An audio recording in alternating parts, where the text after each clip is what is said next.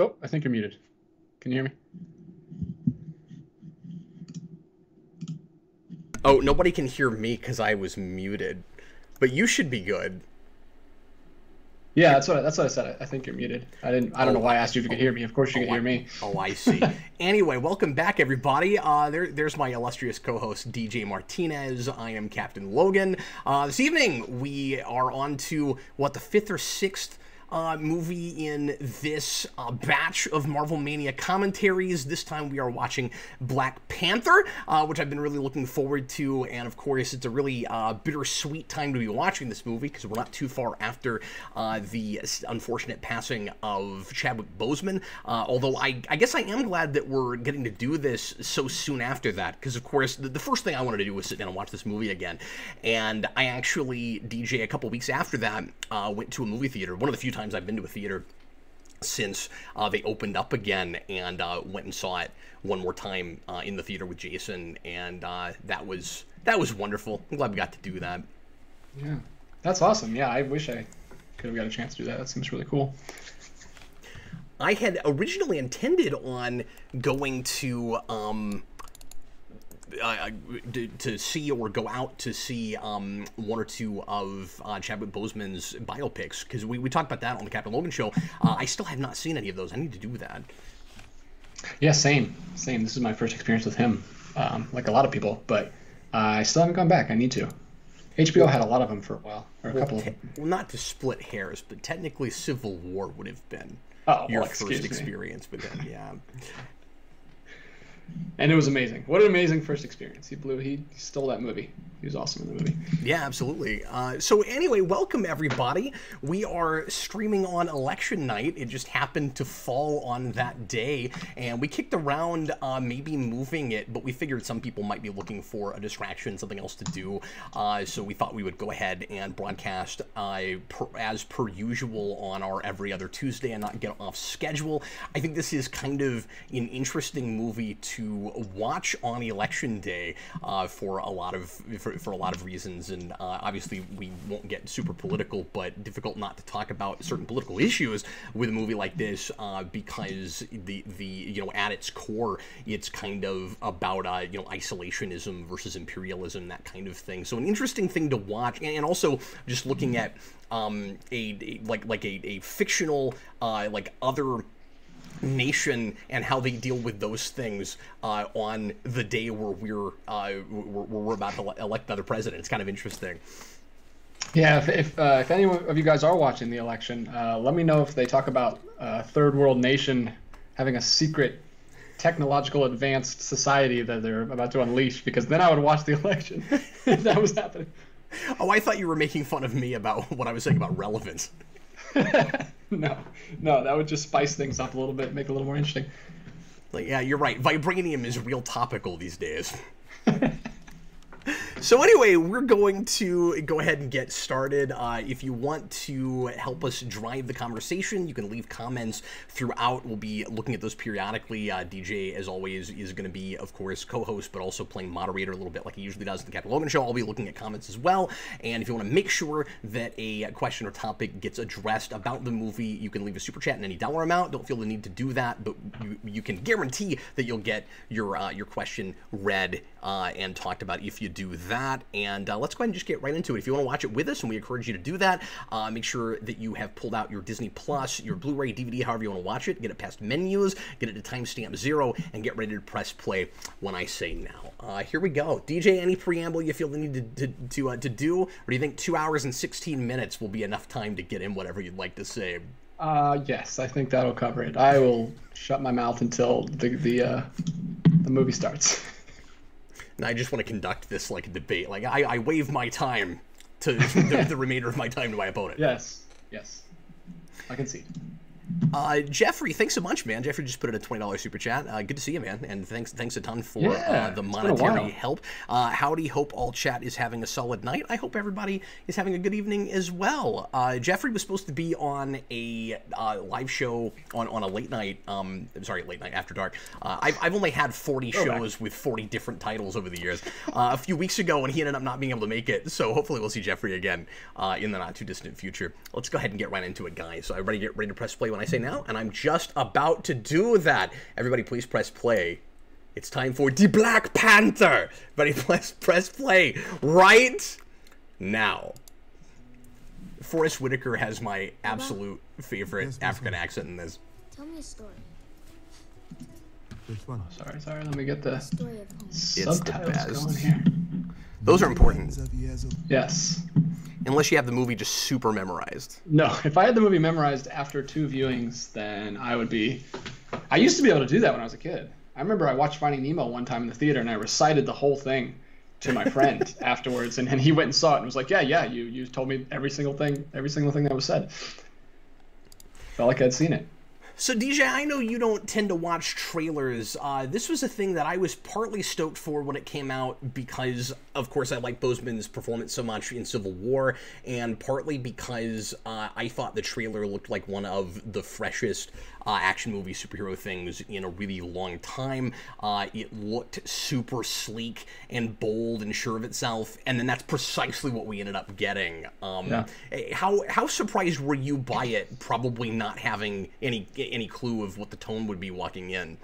Yeah, I mean, obviously I'd seen Civil War once, so I really liked him and his portrayal, so I was looking forward to it. But yeah, it kind of blew me away because I didn't watch any trailers or marketing or anything. All I had seen was the suit, and no, it was awesome. It blew me away in the theater.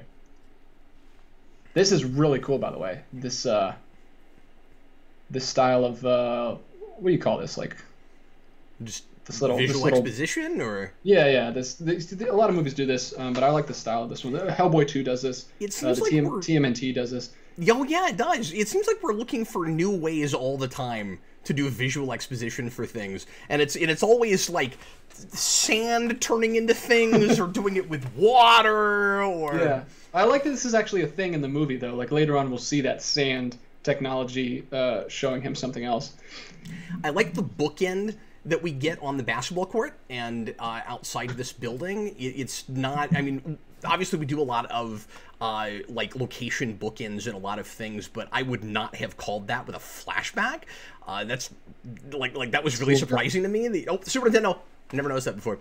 When you get to the end of the movie, and we go back there, I'm like, that's a really cool bookend because, you know, obviously this flashback ends up setting up everything that matters both thematically and story-wise for the whole movie, and everything kind of starts here. And it's also interesting that I just thought of this, that your movie about a, again, you know, fictional African nation is bookended in America, because these movies have mostly taken place here, and it kind of, you know, roots us in home, and then you know, takes us to this foreign land and then back again, so that we can get a sense of how this place is going to affect the rest of the world once once it stops being a completely isolationist nation.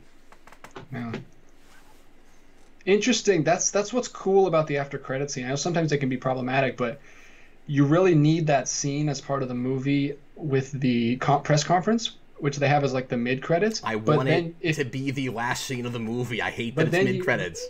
But then you don't get the nice bookend thing that you were just talking about. Well, that's true too. That's what I'm saying. It's cool that I think mid credits are still close enough to the movie, because I think you should sit through the ending titles, because that's like part of them. That's not just like I think so too, but a lot of people don't, and so like that's on them, I guess. But I still hate that people missed that, because it matters. It's not just the extra thing we tacked on. Like, it's important. Yeah, definitely. Although, if memory serves, like I was annoyed about that leaving the theater, and I can't remember. I watched this again, like I said, a few weeks ago in the theater, but I didn't watch it again this weekend for this because I'd seen it recently. I'm trying to remember if there's very many credits at all before you see that, or if it's like title and then boom, you get that. Because if it's just title and then maybe like a couple of credits, that's fine. But if it's like 3 minutes, 4 minutes, I don't like that. Well, it's like the Marvel movies usually do, where it's like the credits, but it's like the animated ones. You just get the animated titles, yeah. Yeah. Which I like to look at because I'm an artist, and those are always super cool. And the people that work on those put a ton of work into those. There's Sterling K. Brown, one of my favorite current actors. I always point him out when he's in things because I love him. He's great. I first saw him in the dramatization of the O.J. Simpson trial, which is one of my favorite miniseries. I've seen it 3 times now. I love it. Every time I watch that, awesome. I mean to sit down and review it, and I just have never gotten around to actually talking about it. But I love that show, and he's brilliant. He's one of the defense attorneys in that, the guy who famously made the mistake of putting the glove on in the courtroom, arguably losing the whole case. And he's just a spectacular actor. I want him to be a Marvel superhero. I don't know who. I was a little disappointed to see him here because I'm like, oh, you guys aren't gonna like actually have him as a major character later. Grr. Yeah, he's great. Obviously, super famous for This Is Us. At this point, why? Yeah, Chris Darden. Thanks for Dragonfly. What were you saying? This is a different actor playing T'Chaka, right? Yes.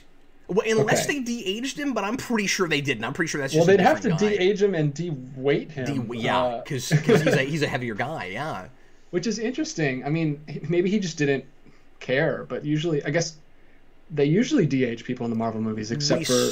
We very rarely do that with Marvel. We don't, unless it's like a kid, of course. We don't tend to recast, even for flashbacks. Even kid Tony Stark we de-aged. I'm saying if it was like 15. An 8 or 9 year old, yeah. You know what's weird though? I don't want to get too off the beaten path, but now that you mentioned that, I saw footage, not a whole movie, but I saw footage from a movie I'd never seen before. I can't remember what. That he did, because I was watching an interview with Robert Downey, and he was talking about one of his first movies, and I know what it was. It was when he talked to what's his name? Anyway, I'll think of it. But he was talking about some old movie he'd done, and they showed footage of it, and he looked weird as a younger guy, like 18, 20. Like, I thought that the de-aging effect looked kind of, Uncanny Valley, and then when I saw footage of him, the footage looked Uncanny Valley. It was very strange. Yeah, it's unfortunate. Letterman. He was on Letterman's show. The new season of that just dropped last week. It's unfortunate. Like a young person that you're really familiar with, like Will Smith, when they did that looked great because we're so familiar with young Will Smith. But like, it's gonna look weird seeing a young version of someone that you only know as an old person. Even if it's what they even if it's what they actually, even if it's super accurate, yeah. Well, people are saying in the chat that that's actually the actor's son playing him, which is awesome. Oh, that's really cool. Yeah. That's so cool when those line up. Like when you have a younger brother playing a character in a movie. Yeah, I'm not sure why they made that choice this time as opposed to other times. It might have just been because he had a son that looked like him that was the right age. It might have been because he's only been in like one scene. Yeah, it's not like a Sam Jackson thing or a Ant-Man guy. I can't think of Michael Douglas. Could not think of that for a second. We got some super chats coming up. Let's tackle some. Come up. TH1, I think the recap for Civil War in this will be very similar to how they handle his death in Black Panther 2. I love you guys. Stay marvelous. The recap. Oh, okay. I would think it would get more fanfare than that. Yeah. Like he'll get like a tribute kind of in universe tribute. Yeah, I can't begin to speculate about how exactly they'll tackle that. The more I thought about it, and I figured this would come up, so we might as well talk about it now at the beginning of the movie.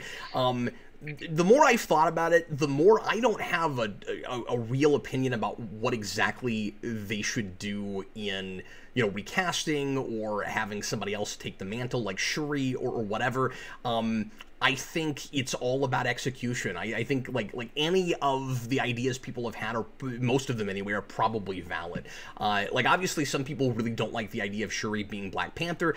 There is certainly precedent for that in the comics, and I haven't read a ton of Black Panther, but my favorite Black Panther arc is an arc where that happens, where Shuri takes on the mantle. And people have were mentioning in the comments earlier that she's inexperienced and doesn't really like Wakanda tradition and all of that, but like you could have a really cool character arc about that. Like that's what the thing could be about. But it's just obviously really unfortunate and disappointing, and obviously it's a lot more unfortunate that, you know, the man is no longer with us than the fact that we're not going to get more Black Panther from him. But just talking about, you know, for the sake of the continuity, the fact that we can't get Chadwick Boseman playing that character again, however you handle it, it's just really unfortunate that we couldn't have gotten 1 or 2 more movies, because I would have... I like Shuri a lot. I know not everybody does, but like that's a story I'd love to see after like a trilogy of Black Panther. A trilogy, yeah, I was gonna say, if we had a trilogy, like the next thing that has. So it's unfortunate that that might be what we have to do. But like, I'm also not entirely against recasting. The more I've thought about it, I think that could be okay. I don't know if people will accept it. I don't know if that's smart business. So obviously, we're just gonna have to see how they decide to handle it and judge it on its own merits when we get there. But if they kill him off on screen and they don't recast, and I suspect they won't recast. I suspect they will kill him off screen. That's the one speculation I'll make. But as far as exactly how they'd handle it on the screen, I don't know. I don't know if I can say for sure that, like, of course they would make it part of a story that is happening now, where like we kill him off screen, but while the story is happening, as opposed to it happened already before the movie began. I can't begin to speculate on that. Yeah. And Mutale kind of referenced this. What's good is they had some idea that this was a possibility, because he did disclose to them. They knew about his situation, and so they might have some ideas. Not that they would want to like plan on a guy's death, but they are at least, you know, aware of the situation. So they might have some kind of plan. So I need to pull up Wikipedia because I don't know some of these actors and actresses' names, but the girl that plays Nakia, I cannot look at her the same after Oz. Oh, is she in? Oh, yeah, that's right. And she's horrifying in that. And every time I see her face now, I'm just like, you scared me in that movie. She's so good. And of course M'Baku is the dad in that movie, and he does some super creepy things too, but she's more creepy. God, that movie's spectacular. I don't know if you saw that, but it's really good. That's hilarious. I need to see. I don't know if I need to see that, but I know you're not a horror guy, and I'm not either. But it's really entertaining. Like, it's super creepy, but it does not take itself too seriously. Like, it has a lot of fun with it. I like the don't freeze thing. This movie is really good at establishing like status quo and character dynamics and things without spending a lot of time on exposition and explaining them to us.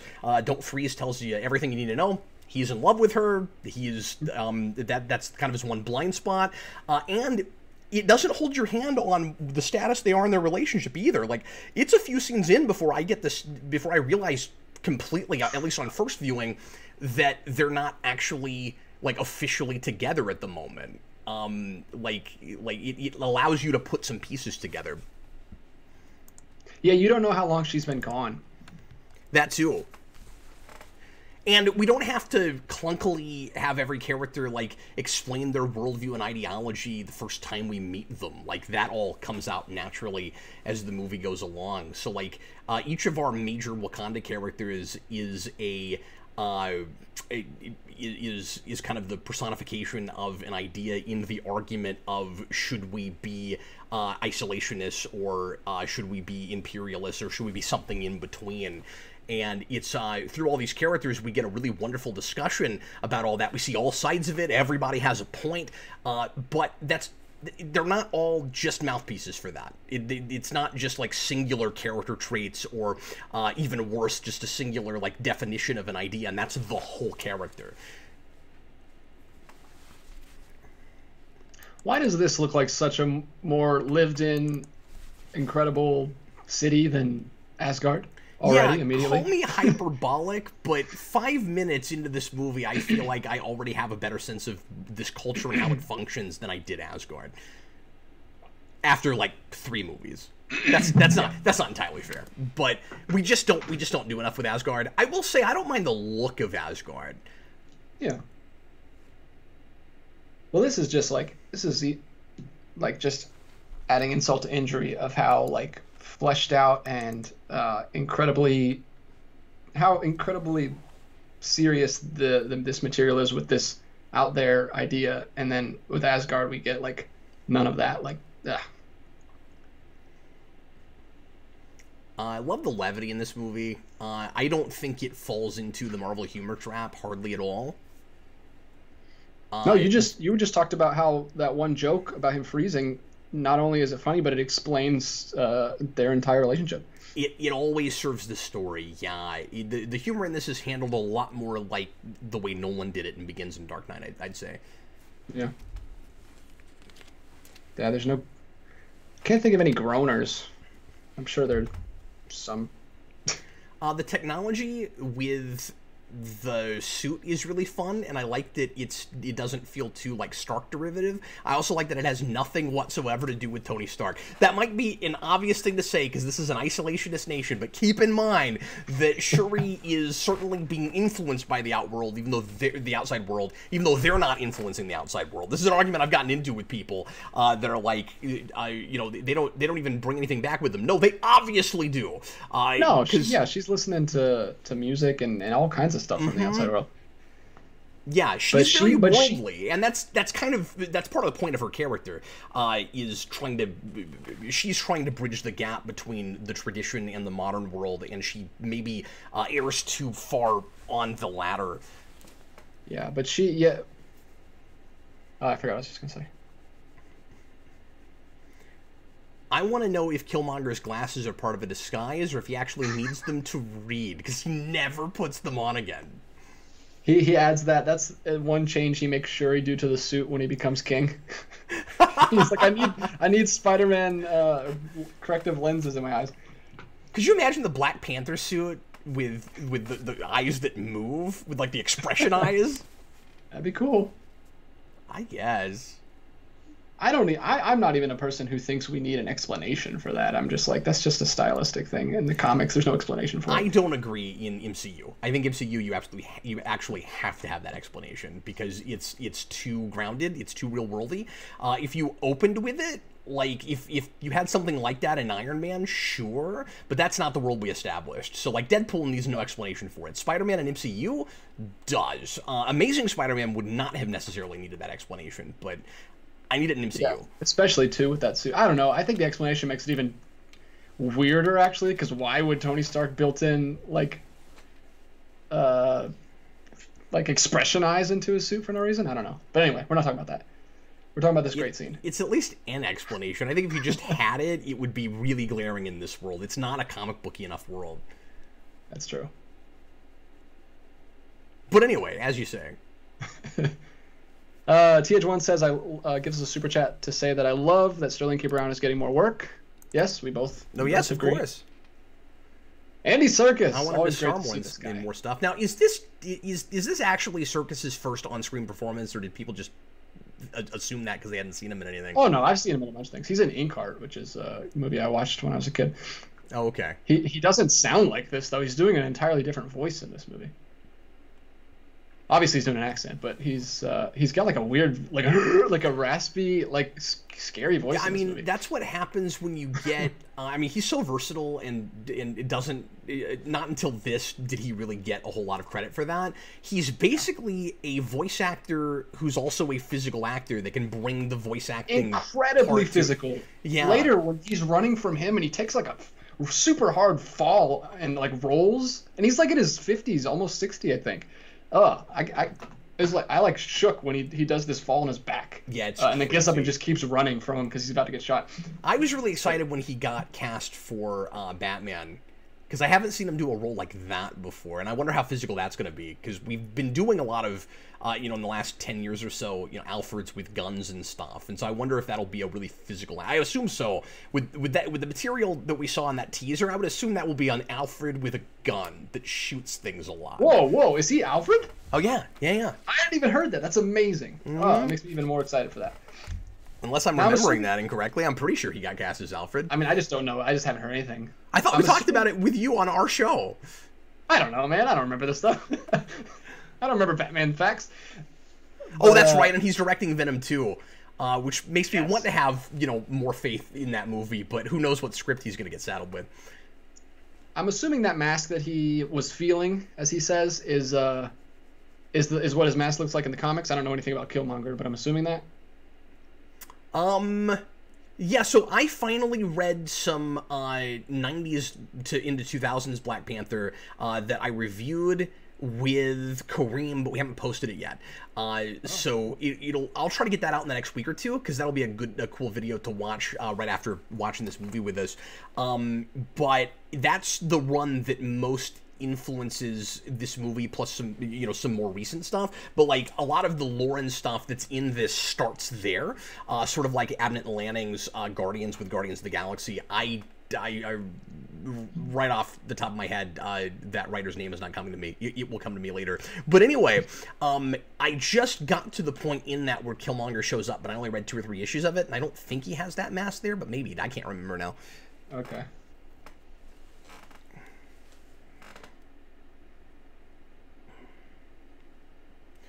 Such a cool world. So this chant they have during the ceremony, and the ceremony is wonderfully well thought out, by the way, always gets stuck in my head after I watch this movie, and it's just in there, and like in my dreams and stuff. It's like just like the. Do you actually know what they're saying? Oh, like sorry, what? The tune gets. I was gonna say, do you actually know what they're saying, or just the tune gets stuck in your head? Just the tune gets stuck in my head. Yeah. Oh, that's so cool. Like, I just want to learn. I want like a documentary, in-universe documentary about all the tribes and everything. That was the thing that stood out to me so much in the theater, was like the different animal tribes. Like, this is the fantasy stuff that we need to be getting from the Thor movies. Like, yeah, look at that. Like, and there's so much, and it's detail pretty effortless, right? Like, the sense you get with the Thor movies is they're afraid to bring too much of that in because they're afraid it will get in the way of the narrative they're telling, or they're just not that interested in that stuff. Yeah, and get people that are interested in it, man. It's wonderfully well integrated. Get a Ryan Coogler who's interested in Norse mythology. I don't know if there is a... who's interested in Norse mythology. Yeah. But, yeah, Lewis Cox just gives us a $4 super chat. The mythology of Wakanda in this movie is awesome. I agree. It's so cool. There's Christopher so much... Priest. Yeah, thanks a lot, Ren. I appreciate it. So much detail from the costume design to the set designs. Like, the piercings and the tattoos and everything for each tribe is like completely different. Like, you see like obviously the ear gauges, but like the alligator tribe has like a mouth gauge, which freaked me out in the theater. I was like, good God, is that guy okay? It's so cool. So I will say, I like Forrest Whitaker in this movie a lot. I will say, though, that on first viewing, I had a hard time not laughing a little bit, just because, A, I think he's a little more over the top with the accent than anybody else is. And B, he was one of the only actors playing a Wakandan that I recognized.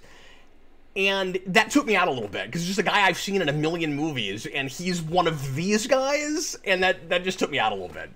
Okay, it was like if Black Panther had been played by somebody I'd seen in 19 movies. Yeah, I'm glad I don't know him from anything. I didn't have that at all with anyone in this movie. Now, after the fact, I have that a lot, because a lot of these actors have done a bunch of things after this. Like, Forrest Whitaker's had a really long, illustrious career. I'm surprised you haven't seen him in much. He's been in all kinds of stuff.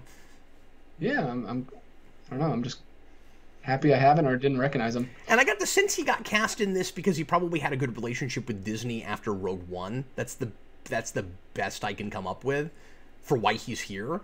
Because there's not a lot of people that recognizable, at least to me. I mean, maybe there's some actors here that I just haven't seen in very many things. And like you said, a lot of people that I know from things now, but this was the first thing I saw them in, and then they started cropping up a lot. Yeah, I had it more on my second viewing this week. I was like, oh, I know all these people.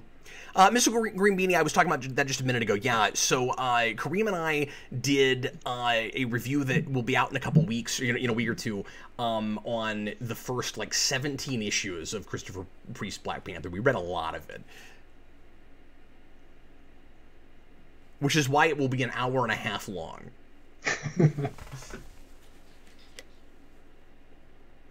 So I think M'Baku might be my favorite character now in this movie. Oh, really? I love him more and more every time. time. I mean, I love Shuri, but every time I see this, I like him more and more. And you mean outside of T'Challa? Or yes, outside. T'Challa? Yeah, I mean supporting cast. Side character. Yeah, okay. Of course. I was like, whoa, that's. But he just well, I mean, Black Panther's a given. That's like who's your favorite character in a Batman movie? Well, I guess it depends on the Batman movie that we're talking about. But anyway, But yeah, he cracks me up. I don't know if this is intentional. It also feels like I don't know if this is giving the movie too much credit. I wonder if each tribe even is supposed to have a slightly different accent. That would be. I mean, I wouldn't put it past them. I'm sure they thought of something like that. Especially in Baku's tribe, or just him. It seems like he's doing something a little bit different, where like he's trying to do like a slightly different dialect or something, or like his accent came from a different dialect from their language. Especially that tribe, because they don't intermingle with anybody. They're out in the middle of nowhere, and the king doesn't even visit them, he says. And isn't that interesting? They're the isolationists inside the isolationists. Yeah. No, it's fascinating. They're kind of like an encapsulation. M'Baku has this kind of like microcosm arc of what Wakanda itself will go through, and what T'Challa will take from everything at the end, and in his character arc, where like Wakanda will decide to be part of the world again, or I guess for the first time. I guess I'm not totally. I'm assuming for the first time, and M'Baku will do that by the end within the tribes. Yeah. Such a cool, unique setting for a fight. Chime Express, why are they speaking English? Well, that's a good question. So we can understand them. Like, whenever they're speaking around people that only speak English, they're, like, speaking their language. That's just like a movie. You just gotta... That's what movies do. Like, so the whole thing's not in another language. When they would be speaking their language, they just put it in English for the audience. It's like like Lord of the Rings, they wouldn't be speaking English in Lord of the Rings. So you don't have that syndrome it's a movie. of the Klingons in Star Trek Discovery, where you're just like, stop speaking Klingon, I don't care. But that's because the writing's bad more than anything.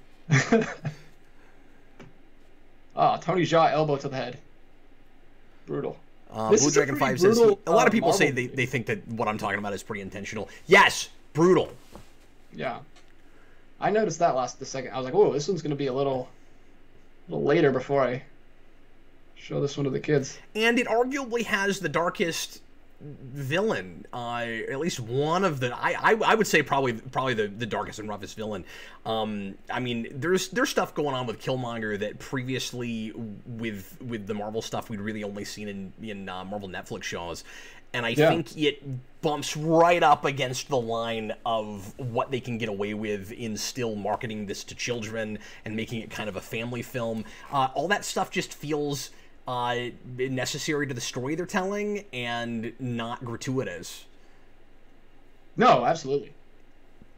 Like, and it feels fearless. It just doesn't feel like they're worried that Disney's not going to let them put it out. And I don't think they had to compromise too much. It sure doesn't feel like it.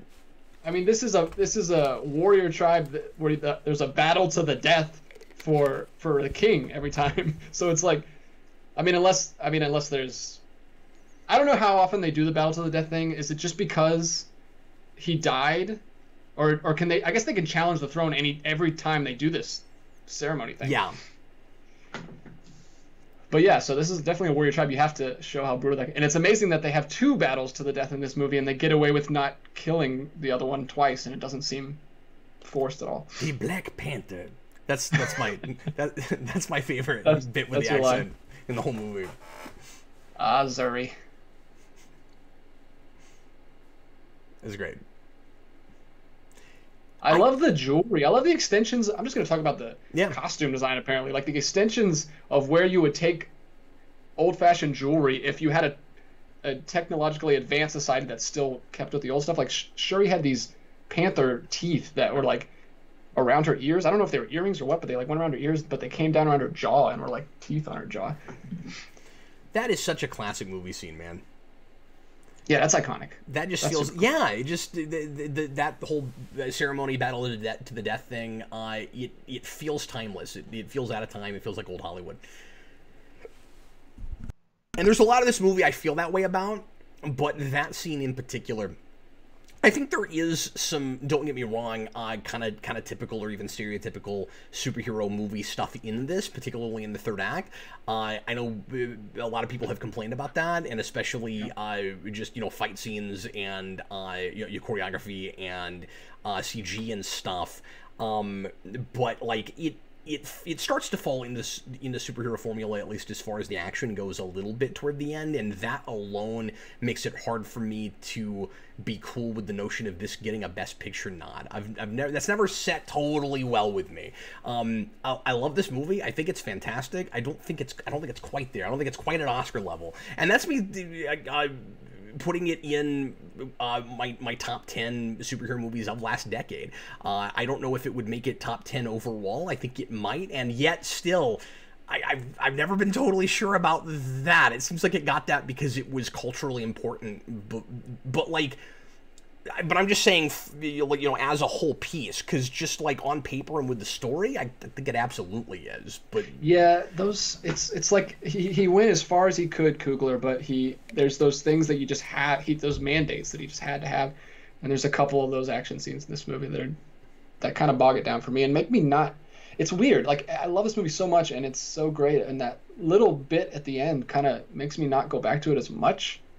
I don't know. It's like it leaves a little bit of a sour taste in my mouth. Not that I hate it or anything, but it's like, yeah, I don't think of the great stuff because that stuff. But it just gets a little too, the last thing you see. A little too typical MCU in play, and in enough places, especially toward the end, that I have a tough time and with I that. think even with that action scene, I think subpar MCU, like that is a really bad action. I mean, we'll talk about it when we get there, but let's talk about this amazing scene. It's wonderful. First of all, I love the aesthetic of it. Oh yeah. This is, I mean, better live action Lion King. Yeah, absolutely. Although I will say, and I said that after I saw it, I was like, it's Lion King. I will say though, why this was after Jungle Book? Why didn't you just use the panther from Jungle Book? Because the panthers in this look really bad, and so does the rhino later. Or not really bad, but they don't look as good as Jungle Book. I don't know why. I guess maybe they did a different VFX studio for this, and they couldn't use the same models or something, but. That's a good point. This is my favorite bit in the score. Yeah, that little. Where it drops out, and there's a big pause, and then the strings come back in, and it's so wonderfully dramatic. And yeah, when you first see the Panthers, it just feels like really mystical and mysterious. Yeah. And I like that it runs with the mysticism and just doesn't feel the need to explain it at all. It's like, I don't 100% know what's going on here, and I don't need to. It's not important. You don't have to put this in a science fiction realm at all, and I don't think anybody questioned it. No. It's its own world, which is... I don't want to talk about Thor, but this just makes Thor look so bad. But a man who is, sorry, I gotta say this real quick, who has not prepared his son for his own death is a failure as a father, is a brilliant line. I agree with that. I like that a lot. The only issue I would take with that notion is it somewhat depends on how young the kid is when you die. So, like, were you a failure as a father if you didn't prepare your 2-year-old for your own death? I don't know about that, T'Chaka.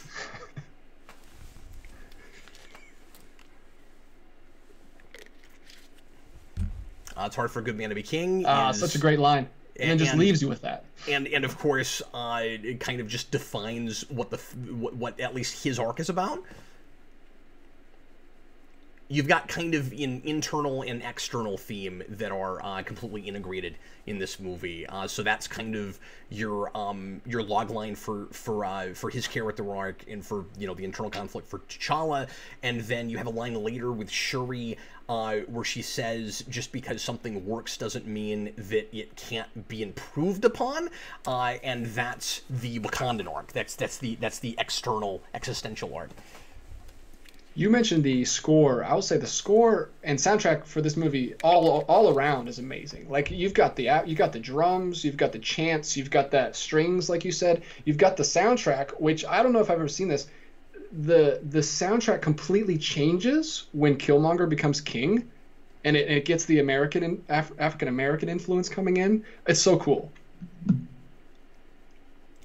Yeah, and I guess the difference, well, maybe not. I was going to say the difference between this and something like Asgard is you've got to do real-world research and then kind of embellish, right? Because you don't want this to be exactly like any particular African tribe. Like, you got to make up your own stuff.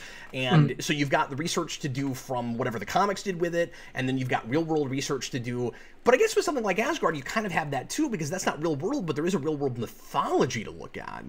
The only difference is you wouldn't have as much visual to look at as you do with this. So, I mean, on the one hand, it's brilliant, and they nailed it, and the intricacy and detail is incredible. And on the other hand, you should expect them to do that kind of work. Like, it's there. You can go find that stuff and then embellish it.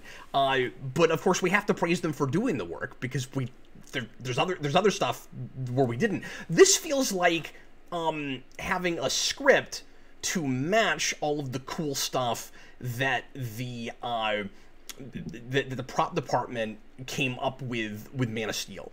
Because when they made Man of Steel, they were thinking this way, and did a lot of really intricate, work in deciding what exactly that culture is and how it works and why. But it didn't have a story and it wasn't directed to match. And this movie was firing on both of those cylinders, and that's why it works. Yeah, and it's like, it's hard to, I mean, it's hard the way movies are made, because that stuff has to be going on after the script is written, I would think. So unless they're editing after they know all this stuff. Did you see how their Power Ranger communicators both went off at the same time? Well, that's the first thing I thought of yesterday when I watched it. But what's weird is they put them together, and their communicators made the same. Why would you ever need that? That's so weird. I guess so that you didn't have hologram. No, I like that. It's like if you're standing next to. Okay, this is both cool and dumb simultaneously. So on the one hand, it's like if I was with you, we could like stick our phones together. Okay, no, let's talk about this. So if you're standing next to each other, you can put them together, and then. Is he okay? Is he okay? So you put your communicators together, and then Zordon can talk to you, and then there's not like two Zordons talking to you at the same time, so you don't have to listen to the voice in stereo, right? On the other hand, what if there's five people all standing together? How does that work? Are they all like awkwardly, in like a huddle where they put all their communicators together? They like Captain Planet into the middle of the huddle, but I don't understand why. What's the point of it? Like, why couldn't one of them just show the hologram? What does it add for both? Why couldn't you just stick it in the air and make it bigger for everybody? Yeah, I don't know. Okay, no, I never noticed that. So, with Okoye's husband, I forget his name, but we just introduced him in the previous scene with the stables. He comes out and kind of declares his worldview and how he would be totally cool with Wakanda. Like he doesn't want Wakanda to integrate with the world, but if they go out and tell the whole world how they should be and basically take over, play a game of Risk, he's totally cool with that. Black Panther, or rather T'Challa, should be a little bit more concerned about that guy than he is. There should be a little writing on the wall when one of his like top generals is thinking that way, I would think. So TH1 says this movie makes him want an attack rhino. Great show. I don't know what you do with Is that it? Wakabi? Anyway, I'm sorry. Yeah, that's his name. Oh, Mutali already gave it to me. I can just look at the chat because they get to it quicker than I can wiki it. I'm still learning some of these characters' names. I've got more than a half of them now, but there's a few people I still don't always recall. Yeah, you're probably ahead of me. I've only seen this twice. Yeah, guys, I'm not surprised we don't have a big crowd tonight. Like I said, it's election night. We weren't sure what the turnout would be. I mean, the questions are coming in. Lewis Cox, I feel John Boyega should be in the MCU movie, maybe Black Panther 2. Yeah, I actually would be surprised if he wasn't cast. Okay, so I want to talk about this scene. I I love this scene. I think it's very funny. But I also think that it establishes the James Bond suit up scene. Yeah, well, I was going to say, it establishes the James Bond-ness that we're about to really get to, because we haven't gotten a sense of that influence yet, and that's going to be the whole middle section, really, is like Black Panther James Bond, and so Shuri serves as his cue. Some people find her immediately irritating by the time you get to this scene, and it's because, I guess, things that I just don't know because I'm not in the loop with like current cultural stuff. So I have been told, I won't name any names, by somebody that that when she says "what are those," that's like a big meme baity thing, that like that was a big meme for a while, and that she's clearly doing that, and so that annoyed people, and I've never heard of that. Yeah, I don't know what that is. I didn't know about it when I saw this, so it didn't jump out at me at all, but that seems like something she would do because she's all in the culture. I guess their complaint is that it's just old already. It's out of date. Yeah, it didn't bother me at all. Or that she's annoying because she's too, like, you know, current internet culture or whatever. But if you don't know that, I think it plays like she's surprised he's got sandals on, and that's not what she would have expected him to be wearing. Like, if you don't know that, it seems like a perfectly reasonable reaction. But their banner is great. I buy them as brother and sister. Oh, yeah, I feel like it. There's something about her just walking that mannequin around that I find really amusing. Well, him kicking it across the room was... Yeah, I know, it's great. That made me exhale out of my nose. Now, I will say, I do not like the suit in this movie at all. I think the suit in Civil War was, like, perfect. I love the suit in Civil War. I don't like the purple. I understand it's a story reason. But yeah, but the sneakers joke is great. Yeah. And her delivery really sells it. I think she's just got really good comedic timing. Yeah, she's great. I don't have a problem. I don't know, guys. I guess this is gonna sound like a dumb, you know, modern thing to say, but I guess I'm kind of Team Shuri, man. I really like her, and a lot of people seem to find her very irritating. But I don't think you have to be on a team just like that. Yeah, we don't have to love or hate characters. We can just... Well, but all I'm saying is I was talking her up real hard when this came out. Like, I really, really dug her. Oh, did you get a lot of flack for it? And not necessarily, but I was surprised to find that some people thought that I was being a little bit hyperbolic about how great she was. Like, I guess that's just me. I guess what I'm saying is I didn't jump on a bandwagon, and I guess there is sort of a Shuri bandwagon, and that was, like, me independently going, this character is great. So when I said that, like, I guess I'm Team Shuri, what I mean is there seems to be sort of a Team Shuri, and I was, like, accidentally on that. Oh. Accidentally recruited. TH1 gives us a super chat, says, I'm feeling Wakanda fever tonight. Great commentary. So he's enjoying us. We're doing great. Thanks. Yeah. See, a few people in the comments complaining about Shuri. Which is totally fine, but I dig her. Bag says she also rubs me the wrong way by just being so cocky and snooty. I don't like Shuri at all in this. I don't know about snooty. Yeah, I don't know. I don't get that. She's a teen. She's like younger, like... She is a little cocky, but that's... Yeah, I mean, she's a genius teenager character. See, I think that she is an inherently flawed character who is not to her arc yet. If later on we decide that she is perfect and can do no wrong, I will turn on her on a dime. But this movie is not her movie. And so... One thing I found refreshing about it is the idea that... advanced technology is not inherently bad, because we make so many sci-fi movies, of course, and, you know, rightfully so in a lot of cases, about over-reliance on technology and you know, not using technology responsible and all of that. What's up? No, nothing. Someone just left a comment that I want to talk about later. No, go ahead. We can do it now. It's totally unrelated, so it'll be definitely later. But Cap says, Wanderer says, Cap, what do you think of Black Panther reusing an action shot from the Statue of Liberty fight in X-Men 1? And I totally know what he's talking about. Do you remember that? Yeah.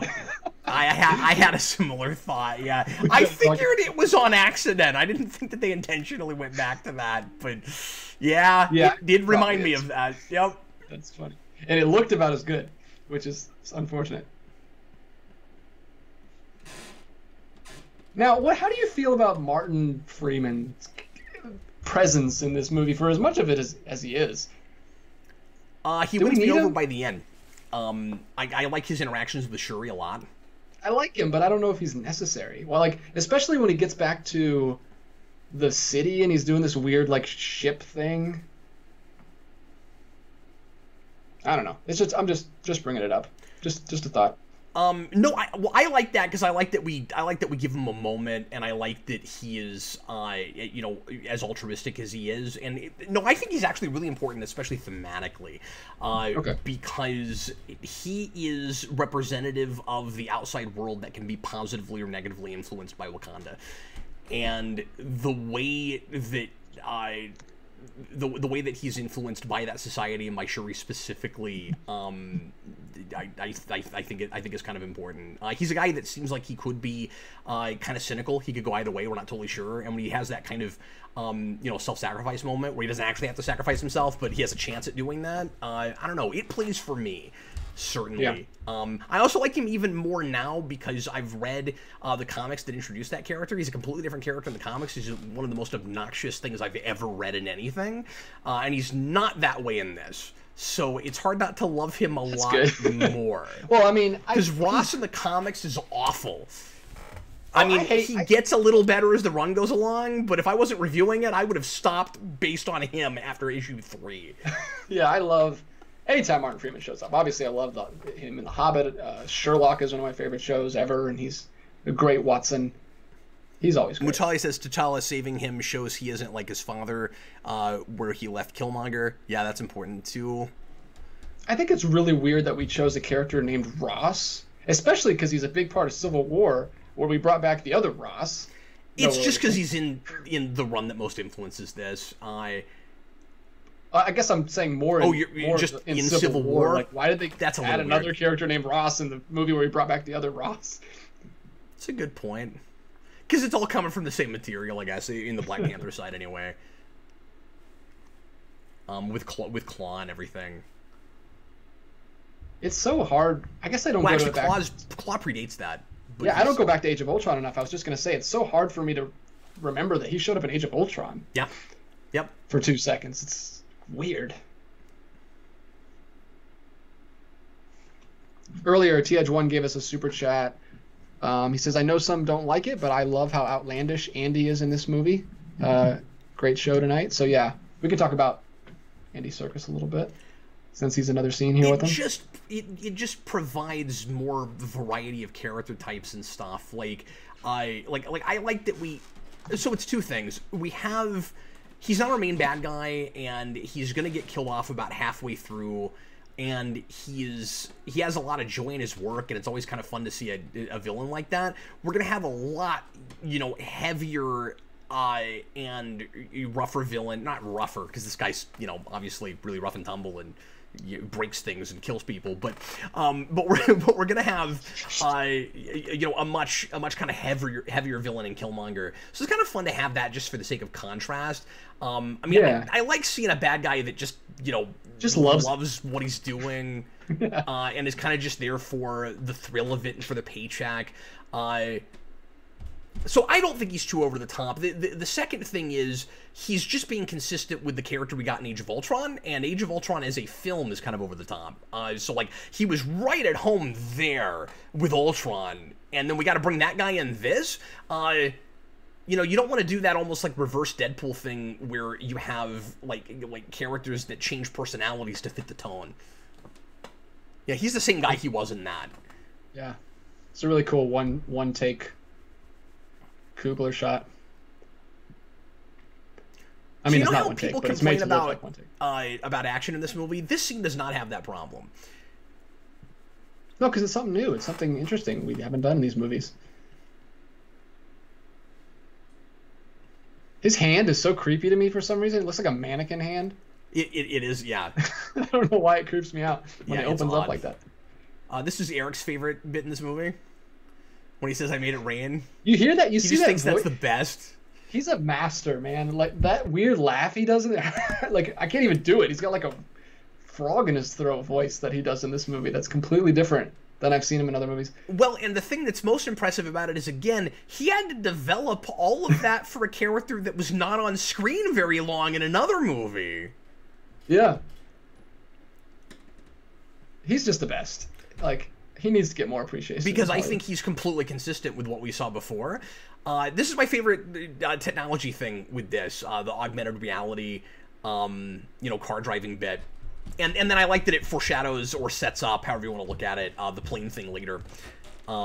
It's a smart way to use drones.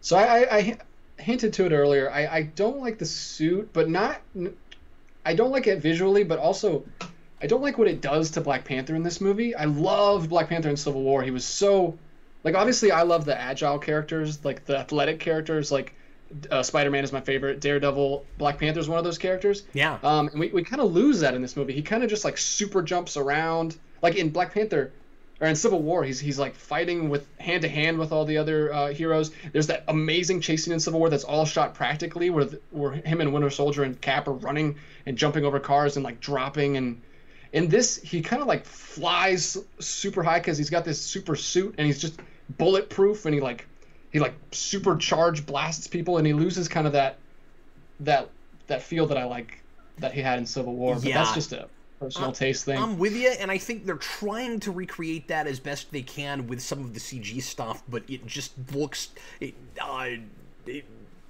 it's created in a computer. Yeah, he's more like Superman in this movie, which works for the movie, artificial. but it's just a preference. I loved how sleek he was in that other movie. No, I was really impressed with that too. And you're right, just too much of his action. And this is a popular complaint, and I agree with it. It doesn't take me out of the movie as much as it seems to a lot of other people. I think just because I latch on to a lot of ideas and story points and stuff that more than make up for it for me. But yeah, I wish that you had. I wish you had somebody like the Russos coming in just to do the action scenes. Yeah, because especially because it's a spy movie, and you should get that kind of. And I know he was Mutali says he was bulletproof in Civil War. I know that he's vibranium suit, but like, he doesn't need to be agile. Like in the beginning of this movie, they're like shooting him with machine guns, and he's just like walking up like Superman, and like, I know he doesn't need to be agile and dodge stuff, but that's just what Black Panther is. Well, yeah, and for me, like, I can see why he would move somewhat differently when he gets this suit, where not only can he, get shot by bullets, but he can actually use them to charge up his suit and then, shoot energy back. So you would want to sometimes intentionally get hit because you're going to use that, that momentum. But for me, it's kind of more just the way they're shooting stuff. Yeah. A little too much of it is artificial and in a computer.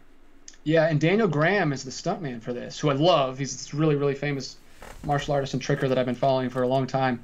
And he doesn't get to do as much because it's all like I don't get to see his style come through as much. He's even doing the mocap in that final scene, but I can barely see it because they're overlaying digital effects on top of him so much.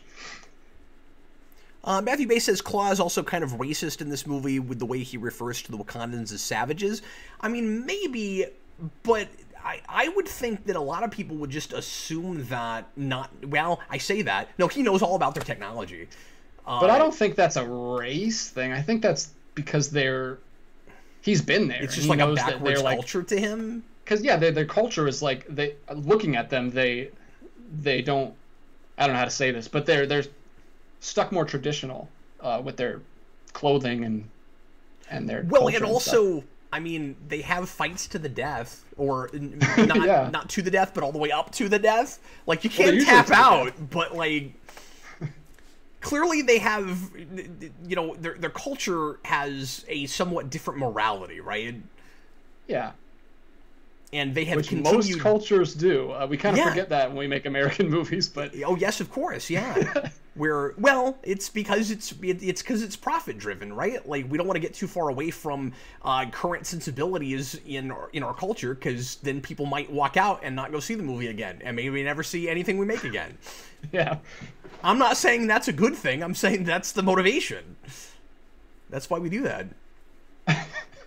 Sorry, Martin Freeman just made me laugh. Come on, guys, let's go, huh?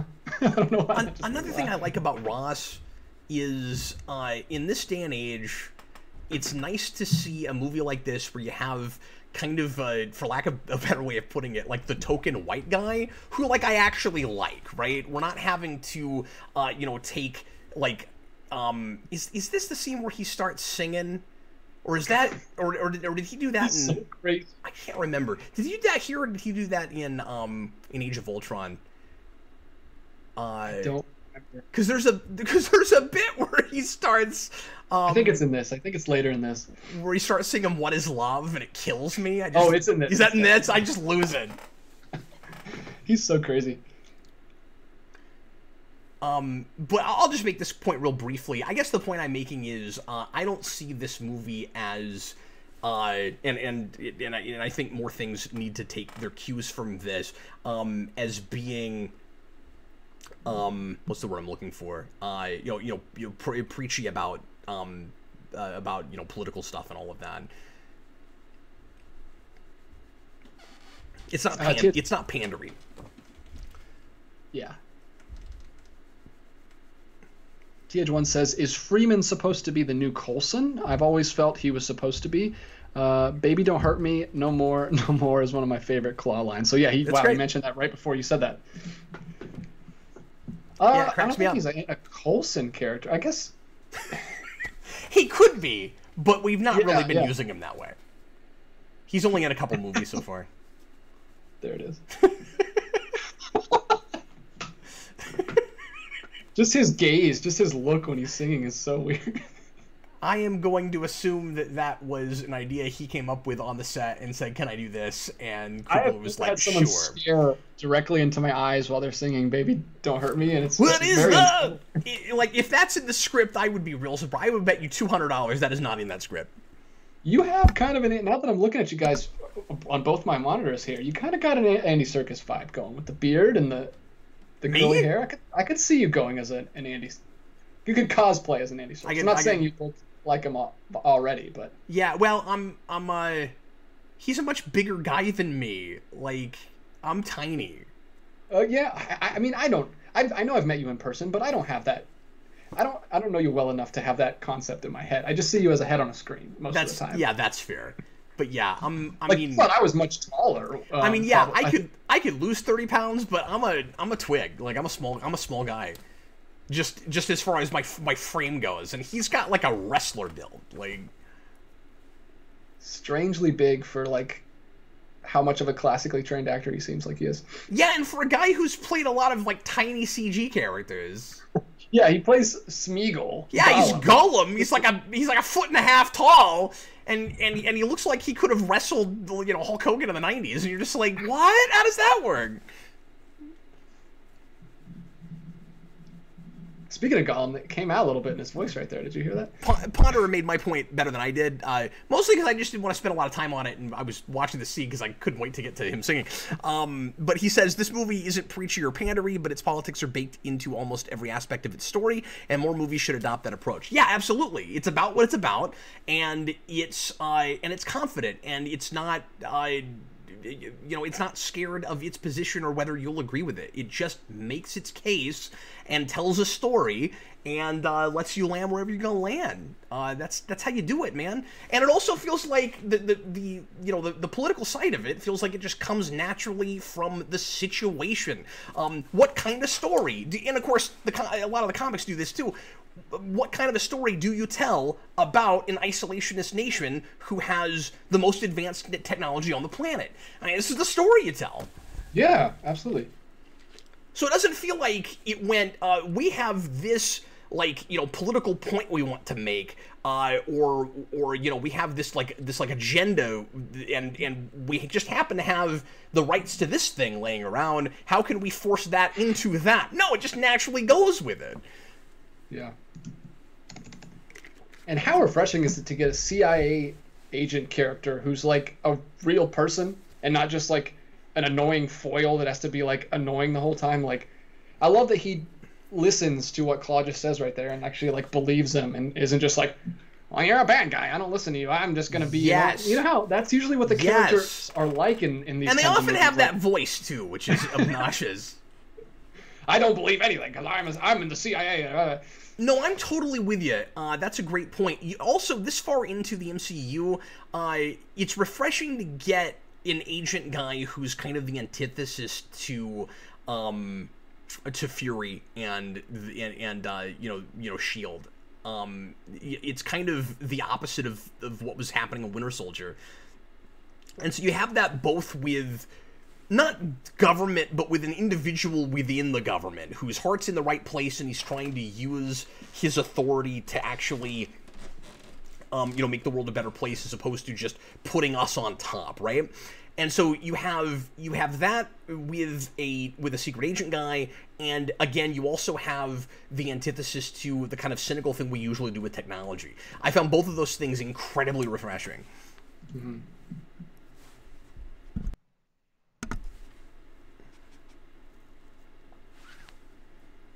Oh, a Killmonger bead.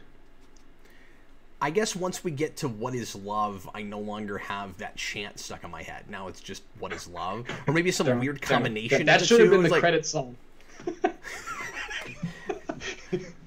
I don't know. What is love? It's like he's like Wakanda will. It's like the guy's like, excuse me for being rude, but what can a third world country offer the rest of the world? And then it just credits like.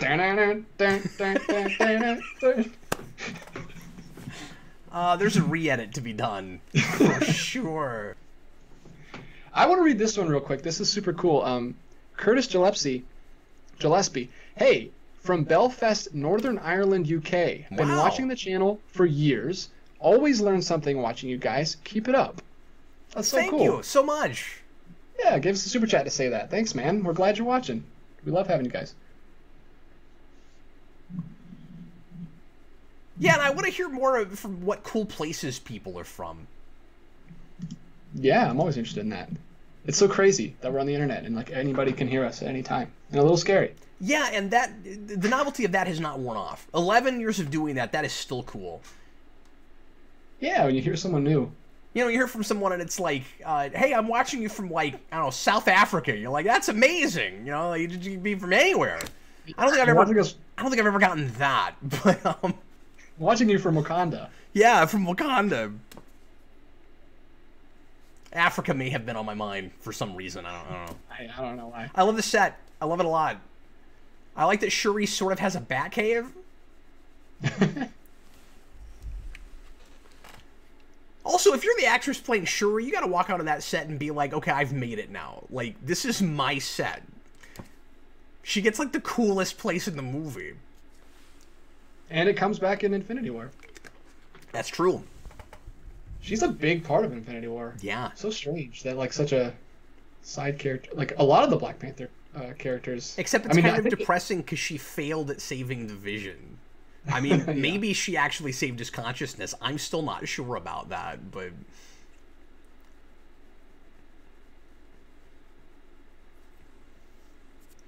So this scene did not go where I thought it was going to in the theater. It did surprise me. This goes a... Yeah. This takes a left turn. Well, and for me, like I said, I didn't look... I'm assuming the other Black Panther thing was in the trailers all over the place, so I had no idea where these villains were going.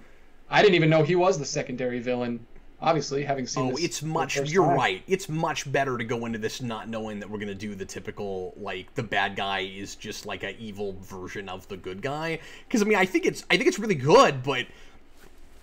I'm sure they spoiled the crap out of that. You sort of expect that, and so, you know, if you watch the first half of this movie, you'll kind of forget about that, and then, like... Because we have no idea what his motivations are yet. Have we even established at this point that he's got the thing on his lip and he's from Wakanda, or does that happen like right after this? Oh, that's the big reveal when he's in front of the council. That's what I thought. Yeah, that's right. All we know so far is he has a problem with stealing artifacts from like our ancestors stealing artifacts from Africa and not giving them. Like he mentions that to the curator at the museum. So we know a little bit, but obviously here's where we learn about this. Yeah. this is how you create a mystery out of simply sticking with your characters and doing character-driven drama, right? So what you do is you don't have characters... Oh, it's here. See, I thought it was earlier than that. So you have characters explaining things to each other at relevant and organic moments that they don't know, not just for the sake of the audience. Obviously, in the back of your mind somewhere, you do have to keep the audience in mind when you're writing.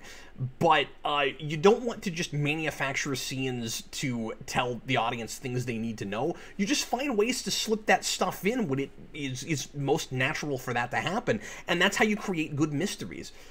So, like, a lot of the things we don't know yet are because there's just hasn't been a place for us to know that yet. I mean, it's really natural. And that's why it's so satisfying when we finally get those answers.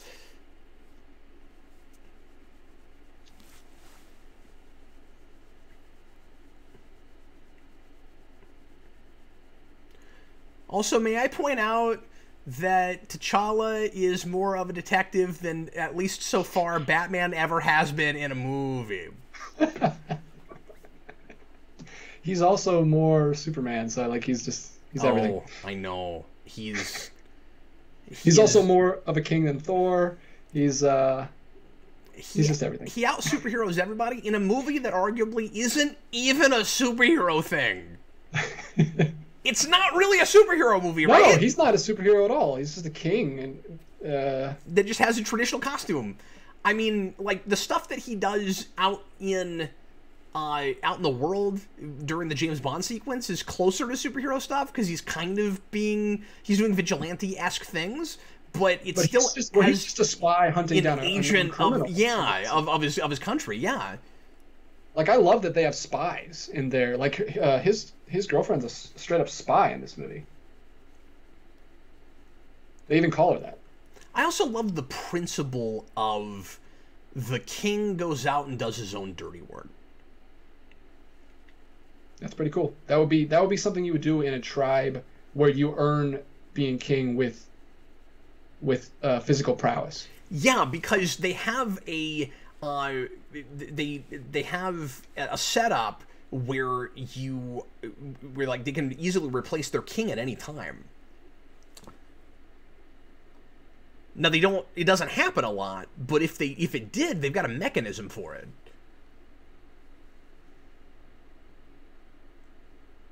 It is impressive that pretty much everybody that has to do an accent, it's believable, and there's like, I don't think hardly anybody in this movie that came into it with an African accent. Like, yeah, I wonder if that's somewhat of us not being as familiar with African accents as British accents. Like, I wonder if linguists or people that are familiar with that accent. But I'm not saying that it's that, because I don't know. Like you say, I'm not saying that it's necessarily like realistic. I'm saying that it's pretty consistent. They're all like the different. Like I said, I think the different tribes sound a little different, but we're mostly seeing one tribe, and they all sound pretty close to me, anyway. Like, although I still say that Forrest Whitaker's a little over the top. He just seems like a very emotional character all the way through. Like, maybe that's just this guy.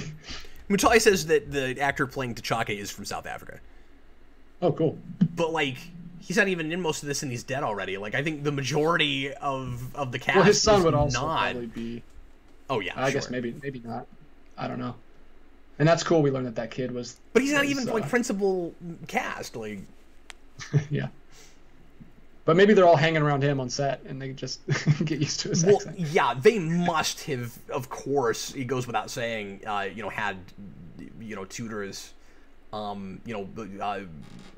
like accent coaches. I wonder if everybody, I mean, they must have, right? Like, I wonder if everybody got an accent coach, or if it was just, like, one guy that had to do that, because they didn't pay that guy enough. If so, because that sounds like a lot of work. Like, one guy's got to do. I'm just imagining this entire cast in a classroom, all just repeating this like accent coach standing in front of the classroom. Utale, obviously. Now say the Black Panther. You have like 20 cast members all sitting at desks going, the Black Panther. Utale is always here, obviously, and he says, as an African, they are okay accents. So that's awesome. Oh, hey, awesome. Yeah, I wasn't sure how authentic it was. Who was that? Mutale. Mutale I feel like Mwanam Mutali told Shiku. us at one point that he was from there, but I wasn't sure. I couldn't remember. TH1 says, obviously not in reference to this scene, but the previous scene. See, that's how improv comedy is supposed to be done. I'm talking to you, Thor Ragnarok. Yes! Probably my last super chat for today, guys. Love your channel. Thanks for all your super chats, Tom. It's great. Appreciate you, Tom. Thanks, man. Yes. Yeah. You can improv in a movie with a script. When it's all the whole movie is, then it's kind of obnoxious. The first thing I would ask if I wound up deserted in Wakanda like this is, can I take the outfit home? Do I get to keep these clothes? Because they're cool. He asks how long it's been. Mutali says, yes, I am from there. You heard it here first, folks. Mutali is from Wakanda. I like that she calls him a colonizer. It's so funny.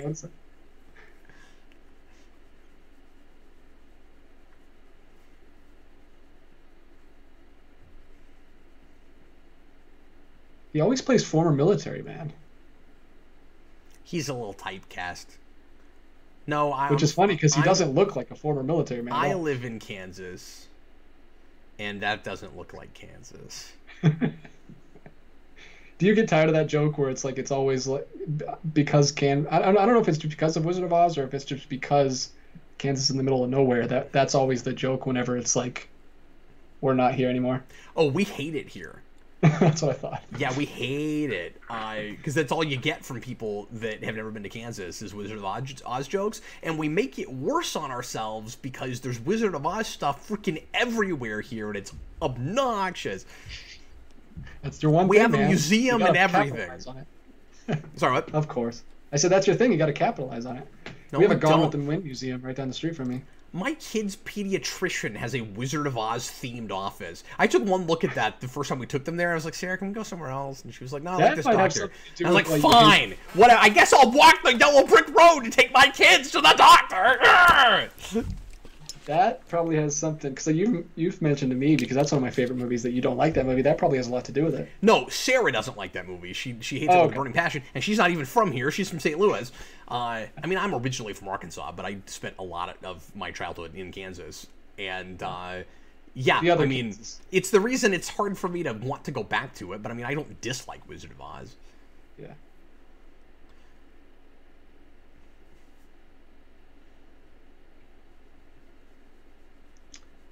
So Kamoya beads are tracking devices, but also healing devices? They do whatever the script needs them to do, DJ. I've never seen that combo before. Healing and tracking. Whatever else they do. Magic bracelet. No, he actually is Wakandan, though, it turns out. Yeah. He's going to reveal it to everybody. See, isn't that nice, though? Not everything is for the sake of exposition. We did a scene that looks like it's telling the audience a thing, but it's not. It's characters talking to each other. Yeah, that's what he thinks.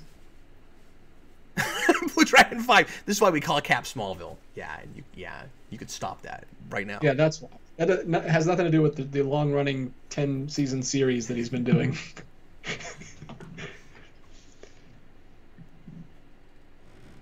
I'm going to get it done, okay?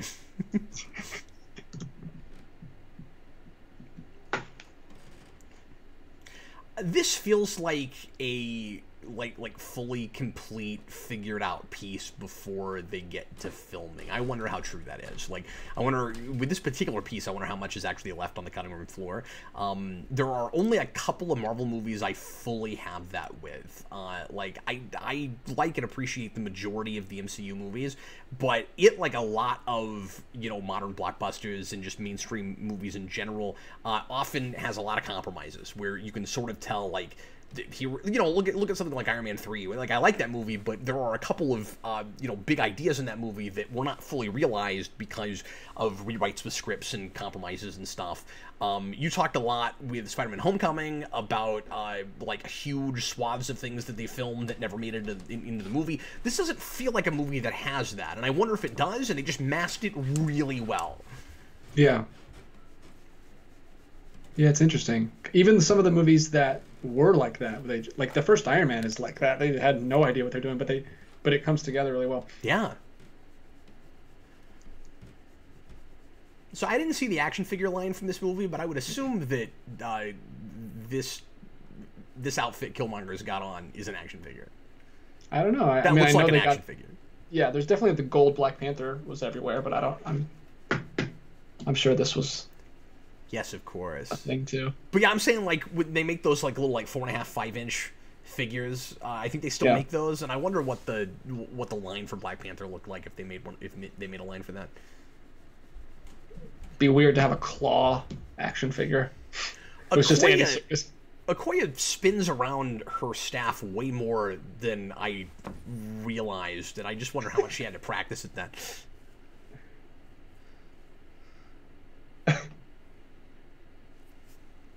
What are the animals? It's an alligator, a rhino, panther. There's like 2 more I can't even think of. Boy, it just sounds like you're describing a Megazord we should have done by now.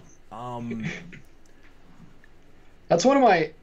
that's one thing that I don't like about the last action scene is we get like a couple rhinos, but like why are none of the other tribes using their... Obviously, gorilla is one of them because that's M'Baku's tribe, but like why are they not having Black Panthers like tear people apart? Like that'd be useful. Well, I don't know if all of those animals are things that are really practical to like keep around and try to use in war. I mean, the rhinos are kind of crazy, but like, you know, it's a neat visual. Like, I don't know if you could... How would you feel about Wakanda if they like took panthers and put them in cages? Like, well, you don't have to keep them in cages. We keep big cats not in cages here in like sanctuaries. If we could do it, Advanced Wakanda could do it. Yeah, but so you can let them out and go attack people. But I mean, I guess I should feel the same way about the rhinos. So I don't know. Oh, wow. Ponderer says alligator, lion, panther, rhino, and ape. I didn't even know lion. Oh, yes, cool. That's right. Yeah, see, there's 5 of them. That totally could have been a Power Ranger team. Yeah, absolutely. Like African Power Rangers. Those have all been Power Rangers. There's an alligator and a rhino in Wild I know, Force. But put them together, though, is what I'm saying. Like, that is a team. Like, the Africa Power Ranger team, that sounds awesome.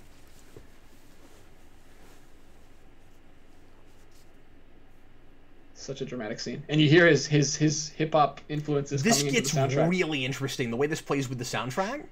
Yeah, of course, that's what I was saying at the exact same time because we are one person at this point. Well, no, I'm just saying we're not quite there yet. Like when he's like you're right. He starts kind of doing it, and then when the soundtrack comes in. Yeah. When he's king, it takes over, and it's really cool. Or did I miss it? Has he already done it? Have they already had that? Oh, I guess they did. Okay, all right. Yeah, he told him his real name. I missed it. That part's really cool. and I was... We're talking about Megazords. Yeah, I got a little cringy for a second in the theater because I was afraid that it wouldn't play, and then it totally does. I was like, "Ooh, they're doing this? That's a risk." Because I was afraid I thought it was going to be a musical number. Like I thought he was going to bust into like a minute and a half rap, and I was like, "Oh, I don't know about this. I don't know about this." This is also a classic movie thing to do, where you do like a mirror scene of like a real triumphant, like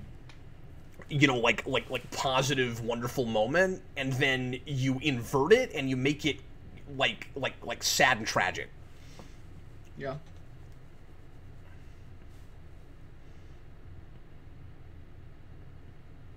There's a scale of epic here that we have not made a lot in the modern day, and that the MCU has never done. And again, we're a broken record, but Thor would have been the place before you got to this. This is really great in context, but last time I watched this, I thought how funny it would be if someone probably has replaced the music in this scene, where they're all just going... What is love? Baby, don't hurt me. You could put that with any song and it would totally work. No more. Especially, what's his best friend's name? Who's like the Rhino guy, the Rhino tribe? Oh, I forget now. I looked that up a second ago. I forget his name. Robe around him, so you can't see his body. And his robe, like Wakabi. It's like it's bouncing up and down, like he's in a towel or something. Rhymes with wasabi. Maybe I'll remember it now. I don't know.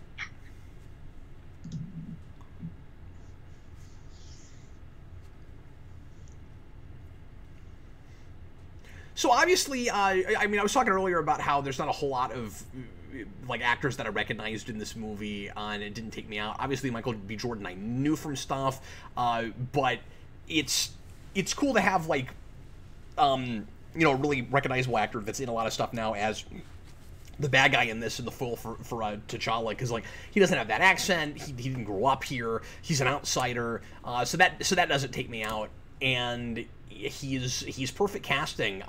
He's been showing up in a lot of stuff, and he's like at the top of everybody's list for everything right now, and I think that's starting to grate on people, where it's like, okay, look, Michael B. Jordan can't play everybody, okay? He can't play everybody. It's like Idris Elba.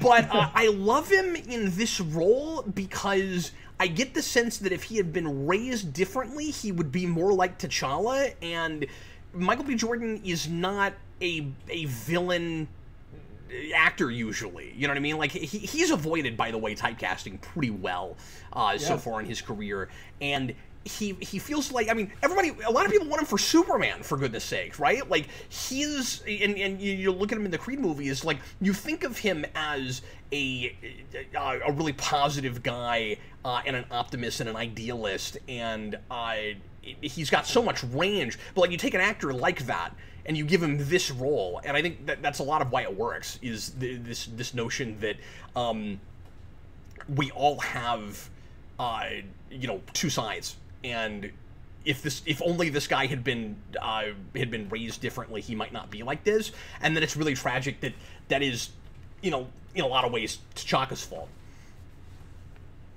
Yeah. How weird would it be, by the way, if we had a Human Torch actor who becomes Captain America and then a Human Torch actor who becomes Superman? Yeah, that would be nuts. That's a really good point, actually.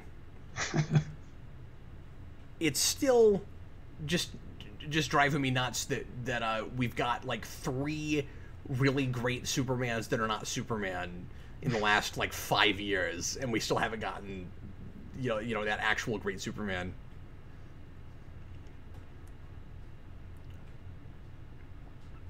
In the theater, I thought that was weird because it sort of looked like he got stabbed in the shoulder, and then when it backs off, he's stabbed in the heart. And I'm like, oh, okay, I kind of thought he wasn't gonna actually die, but then the music is telling me he's gonna die, and then that's dying music. And then that's dying music, and then it backs off, and the hole's in a different place than where I thought it was. I'm like, oh no, he's dead.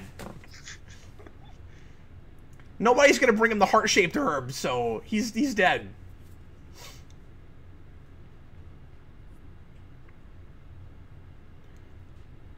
Also, Killmonger talks a lot, and sometimes that doesn't work because you get these villains. People complain about this with Ultron, you know, Bane. Like you'll have these characters that just speechify, and they're constantly talking, and you think that they're saying something interesting, and then sometimes it turns out they're not really saying anything.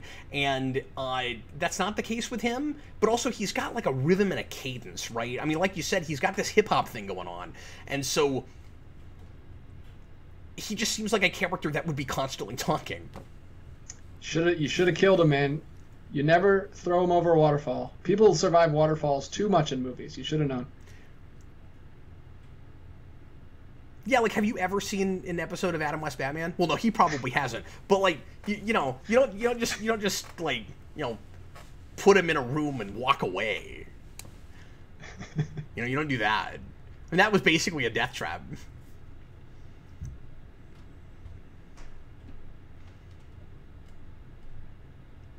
So, do you think this experience at all is going to make Wakanda rethink the whole like monarchy that they've got going on, where some guy could just come in and take over, and even if he's evil, they have to follow him no matter what? I would think that there would be some talk about amending the Constitution. Yeah. Like, oh wow, we never thought about this. This is terrible. I didn't think it was possible for this to happen. And our own former king made it happen. Crap. I've said before, and I won't spend the whole time doing this, but that, you know, it's interesting, of course, comparing Black Panther both to, you know, Captain America and to Iron Man because of the place in the kind of hierarchy of born with a heart or not that he falls into. He's farther, of course, on the Captain America side, and then it's interesting comparing him to Thor because they're both kings or would-be kings. So there's a lot of cool comparisons to make with all these other properties, but it's also really interesting to compare T'Chaka to Odin, because they're both somewhat morally ambiguous kings. The big difference is I understand T'Chaka's motivations, and I know exactly what the movie is wanting me to take from his moral ambiguity. Yeah, he clearly has remorse for his mistakes. He's not just like, oh, by the way, you have a sister, and I'm dying. And he didn't make them arbitrarily either. And I'm not just dogging on Ragnarok when I say this. I have this problem with Odin going all the way back. Oh, yeah. He's weird. So I would think that you would want some checks in your system, even in a monarchy like this, that's not remotely democratic, where there are certain things that is left up to tradition before it's left up to a king's orders, right? I have, and obviously, I don't know how their constitution, or whatever you want to call it, reads, but I have a hard time buying that his power goes all the way to burn all the herbs. Yeah, why should you be able to do that and make sure there's no more... What are the consequences of that, by the way? Can there be no more Black Panthers? Like, is that he's the only Black Panther from now on? Like, how are we going to give Shuri or whoever the Black Panther? I'm going to assume later... Well, there's a couple ways we can do it. I'm going to assume that later on we're going to treat it like the Rainbow Bridge, where they're just going to go, well, they planted some more, you know? The end. It was fine. We had seeds. And it would be actually better than the Rainbow Bridge, because they would actually tell us what it is. It was like, oh, we planted some seeds. But I could also see Shuri being a... like symbolic Black Panther before she's as much of a literal Black Panther, where it's like, no, nobody else actually can be the Black Panther after that.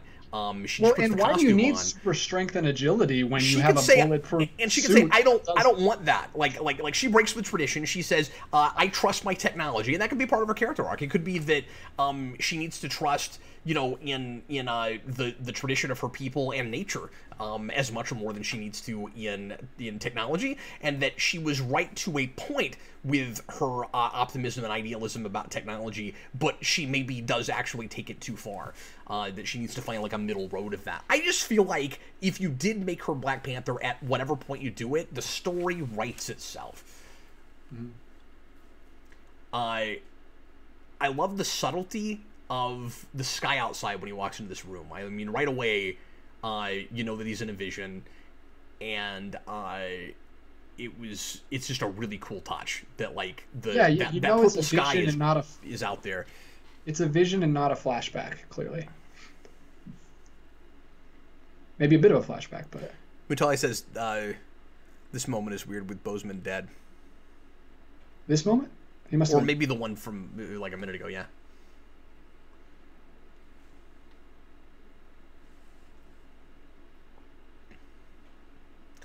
We talked about this in the Captain Logan show, but Jordan and Boseman were really close, and before they were in this movie...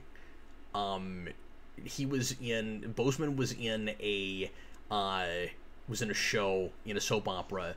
Oh, yeah, you told me about that. And he left because he didn't like they were giving him really stereotypical things to do based on race. And when he left, Jordan took over the same role he was in. So they both played the same character in that show. And then they wouldn't it be so later cool? on have these divergent careers that were both, you know, ultimately A-list careers. What are you saying? It would have been so cool if Jordan had taken the mantle for him. He would be the perfect person to take over Black Panther after he left, but we can't. If only because he was in this movie. Hadn't played his mirror opposite. Yeah. No, that would have been the right recasting. And the perfect recasting. Obviously cannot do that now. That would just be and so confusing. What's annoying is other characters I can think of, or other actors I can think of that maybe you would have done that with are also in this, you know? Because, like, maybe Sterling K. Brown, maybe, but he's in this. He's a little older, but yeah. I mean, yeah, no, that's true. As we talked about in that, when we found out about his passing, he was a lot older than I thought, or that I realized. He's like 42. He was 42, I think, yeah. 41, something? Yeah, and Brown's got to be at least that old.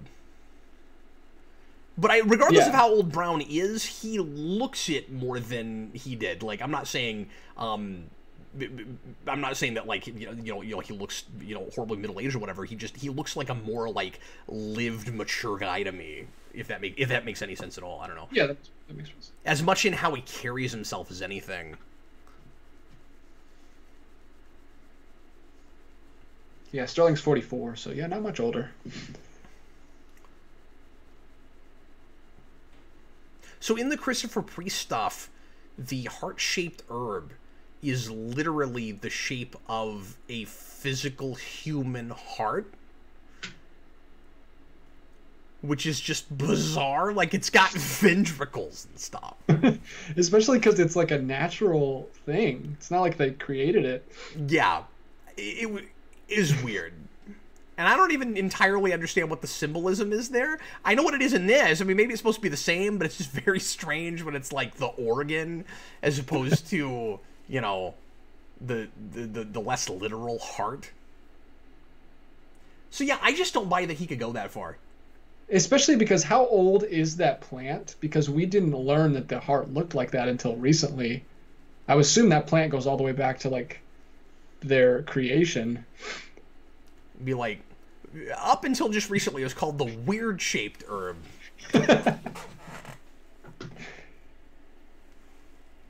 I love the blending of the soundtrack right there. Yeah, and they don't overdo it. No, it's a good mix. And again, it feels character of traditional African music with modern, with the hip hop stuff, and it feels like it comes from this guy, right? There's nothing in my mind like horribly typical about that. It's not like, oh, it's a black movie, so we got to go to hip hop. Like, no, it's this guy. Oh, it's this character, yeah.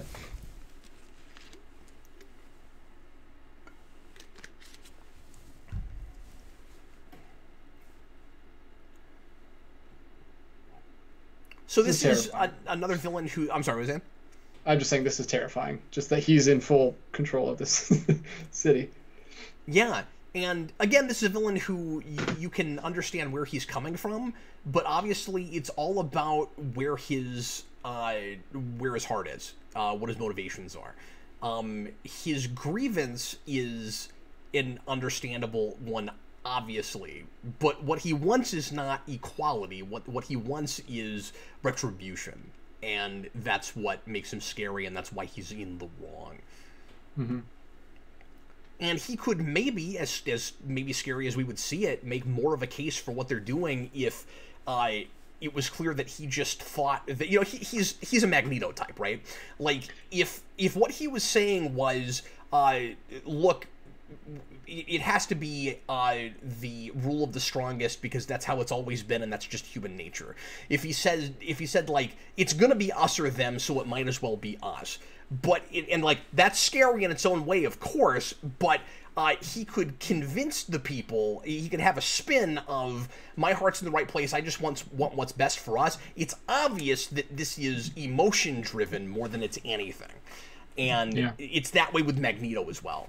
As I've spent countless hours writing about and saying the same thing over and over again, which I'm sure everybody is tired of. But I can't. But it's interesting, and I cannot stop talking about it. I didn't think of this until you just said that. But are you a little bummed that he dies in this movie? He could have. I mean, he could have even maybe got a redemption at some point, but at least it had like a recurring. I don't know. I'm just thinking of that now. I don't know how I feel about it. I don't know. Right off. I do like his death scene a lot. Yeah.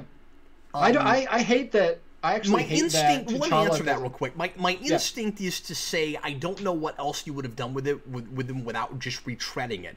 But it's not like we keep taking Magneto to like brand new places, and that never feels like too overdone in the good movies. So maybe just having him continue to be the foil might have been okay. Or even to a redemption point at some point, because he's such an interesting character, and he has a believable background, and he's reasonable to some point, to some degree. I think you can get him there eventually. But the one thing I hate about his death is that T'Challa doesn't tell him what he's going to do before he dies.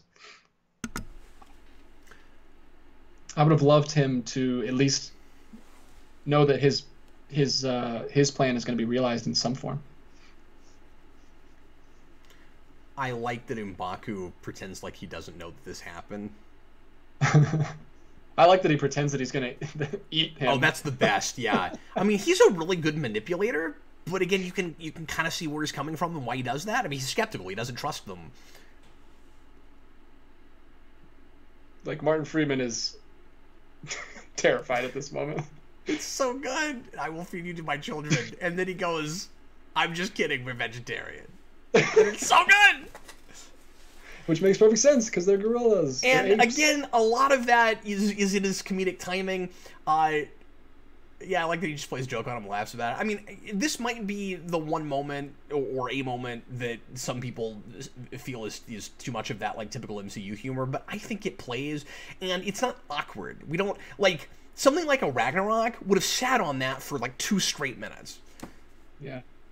You know? Like, he would have said the cannibalism line, and then they would have just, like, looked at each other, and they would have just kept cutting back and forth, right? Like, oh, I'm just kidding. And you're just like, God, why did we... And then Martin Freeman would have turned and ran away and ran into the window. Right, and we would have seen it from the other side of the window, where his face was, like, smashed right up against him. Precisely. Yeah, one of the reasons I like M'Baku so much is just because I really like the accent that guy ended up going with. So yeah, the way he says there will be no challenge today, and then especially later when he goes, "We will not help you." Jason and I say that to each other all the time now. It's great.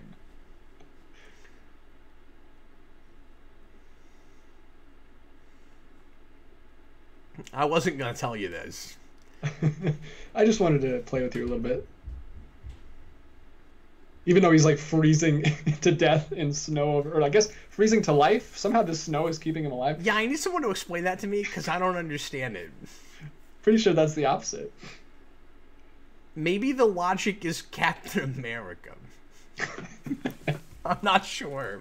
That's the physics in this universe, is being frozen keeps you alive. Yeah, thanks, Blue Dragonfly, Winston Duke. And that guy is also having a career. He keeps showing up and stuff. And more as a character actor, he hasn't starred a lot yet, but he's awesome.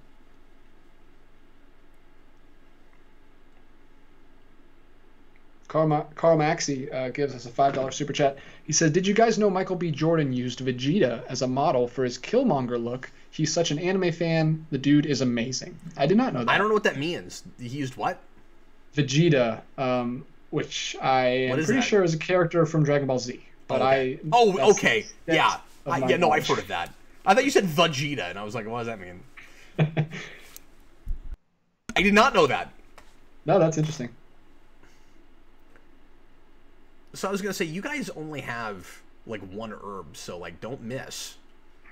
Don't pour it all over his face, because... Spill it down his face like I do with my daughter's medicine sometimes.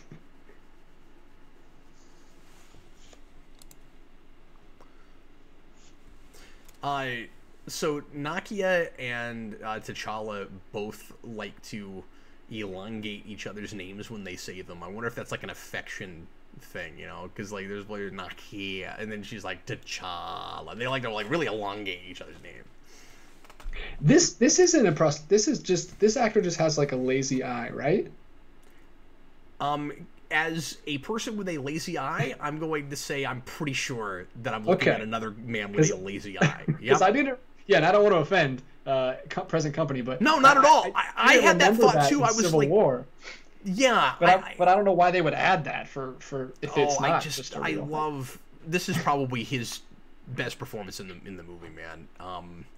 So good.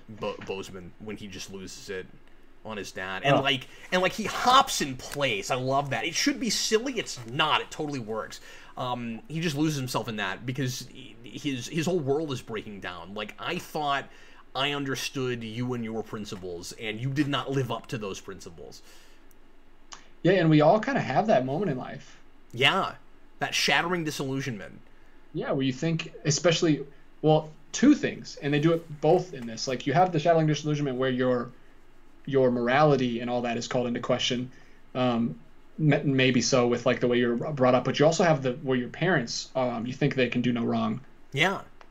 And, they're both Yeah, and those are often interconnected things, right? Yeah. Where like, and very often it goes this way. You see that your parents have made a moral compromise, and you go, I thought you were better than that. And then you find yourself in a similar situation later where you hit like a rock at a hard place, and you go, I don't know if it's better to compromise my principles or not because of, whether or not the means justify the ends. And you go, well, crap, now I see why that happened. And there's very often not a right answer, not a perfect answer. Yeah. And at the end, I guess T'Challa's, kind of, I don't want to say unwavering, but more so than his father, morality wins out because he says, we're not going to do these kind of secret, underhanded things anymore. By the way, in the Christopher Priest comics, they do that, but they go even further, and they say that his father had a shadow government that nobody knew about, that was kind of like a like a secret, like CIA or something.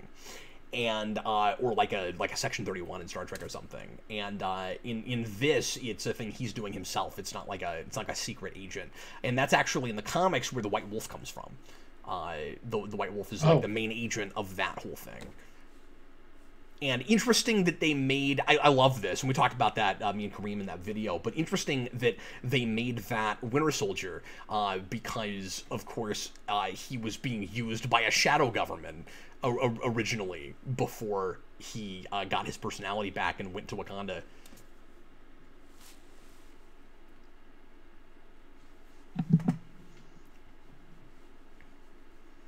We will not help you.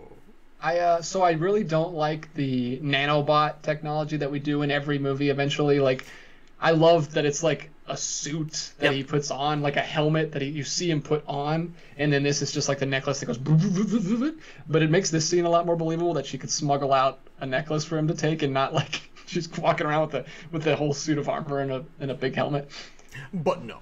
And it gives us but it also gives us that great moment where he goes, oh no, someone's shooting at me, let me put on my helmet. Yeah. It's just so cool. I love that to her that's primitive. Like, oh, that you'd have to take the time to put a thing on. We do the same thing with Tony Stark in the next two movies. His speeches where it's like, are so good. Like, we don't have enough like good speechy superheroes.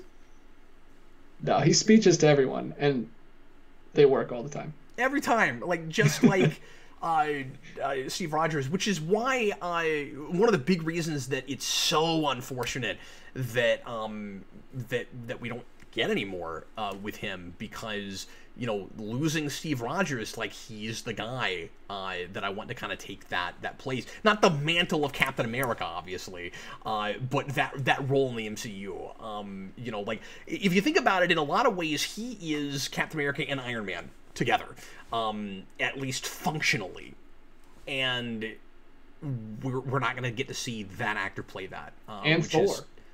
And Thor, yeah, he's all of them. He's the Trinity. He's the Avengers. Well, and think about it. He's also got the secret agent. But he's also got the secret agent thing, which makes him Black Widow too. So he's 4 of the 6, or 5 of the 6. He's 5 of the 6 Avengers. Let's come up with some BS way that he's also the Hulk. Can we come up with that? I can't immediately come up with that. He's always angry. No, he's not. Do not freeze, I never freeze. I'm always angry. Yeah, he's all of the Avengers, except for Hulk. Muchali says we'll see how Falcon does his cap. Well, yeah, and I'm excited about that, but I mean, that's in a TV show. Not to say that it doesn't count, but I'm just saying, like, who at this point is gonna be, at the head of the big screen superheroes? He's got purple, so he's Hawkeye. I love the purple. I love it so much.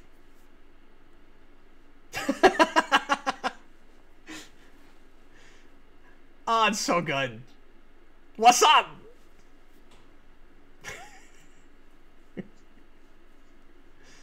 Why don't they why are they listening to him so much? Like they seem to be all resistant that he was king, but now he has like a viable reason. Like, hey, the challenge isn't over. I'm still alive. Why aren't they like, hey, finish the challenge? So this is one of my major criticisms, and now we're there. So or nearly there. So that's weird. What's weirder is you're gonna have two different armies, essentially two different factions of the Wakanda army, and one is going to go 100% with Killmonger, and one's going to go 100% against T'Challa. And I don't buy that you wouldn't have a bit of an uprising. Like, just so both of those sets, like, they just don't take the time to deal with it because it's an action scene. I mean, that's the answer to this, right? There's no reason to really break this down. But what I'm saying is, basically, both sets with Okoye and what's his name, W'Kabi, respectively, are loyal not to the throne or to an ideal, but to that the person that leads them. I don't know if I buy that 100%. Yeah, because they all immediately stop and start when their general stops and starts. And there's no hesitation. Nobody's like, I'm not sure, and there's no shifty eyes, and then, okay, I guess begrudgingly I'll do what the general's saying. Like, they all look completely convicted. I have a hard time with that. And we know that there is, unless these are the only two tribes that have warrior fact. No, that's not true, because the ape tribe gets involved. Where's the alligator and lion tribe? Like, if there's a way to not interact, keep like, opposite hours. Yeah, they're like, oh, we're staying out of it. Like, if they can just stay out of it, then why does the Black Panther tribe feel like they have to fight for him? So from that exchange at the beginning, T'Challa, you cannot be that surprised that W'Kabi has gone this way.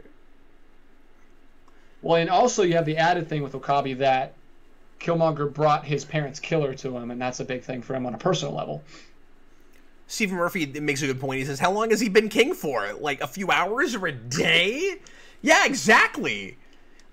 They should all insist that they just finish, like everybody else apart from Killmonger should be like, well, no, the other king was still alive. You lost, or you didn't finish the challenge. Like, it's not over. In fact, what they should do is what, you haven't seen this, but what they should do is what Neo and Agent Smith do at the end of the third Matrix, where everybody else just stands back and watches them fight.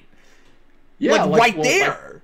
But it would be, and that would be a cool way to end one of these movies, because it's not huge and over-the-top spectacle, but it would be weird to have all three action scenes in this movie. Well, not all of them, but like we did 3 one-on-one battles to the death. I'm fine with it for the sake of A, getting away from that formula, and B, just doing the natural thing. Because the problem is, maybe that's my issue with this and why it feels so typical, is that we kind of contrived a situation to turn this into a massive battle. Yeah. Isn't it a little contrived? Well, and that's why I don't like the whole thing where, like, they have electric chakrams, like Xena chakrams. I'm sorry, what? They have Tron rings, is what they are. Tron chakrams! I also, like, that's why I don't like this whole thing where, like, oh, he's immediately, like you said, he's been for like 2 hours, and he's immediately sending out drones out of Wakanda already, and, like, this guy has to get in the ship and, like, stop. He should know how any of this works. Like, I just find the whole ship thing boring, like watching him fly a ship around anyway. But that's just me personally. I will say I was kind of like gritting my teeth waiting for this scene the whole movie, but it's only like 15 minutes. Like, it seems so much more because I'm like, it takes me out, but like it's pretty short for, if you had to put it in, it's a pretty short. If I had been this, because I love this as a big old school epic, and it would have felt, oh yeah, I forgot, there are places where they'll speak like a word of their language.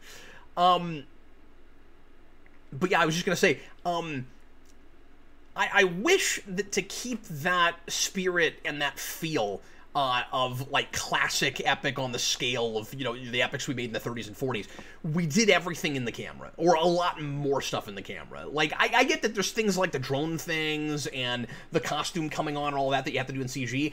I would have left out the rhinos. Like, as much fun as that is, and is kind of, the like comic absurd as that is, which is fun.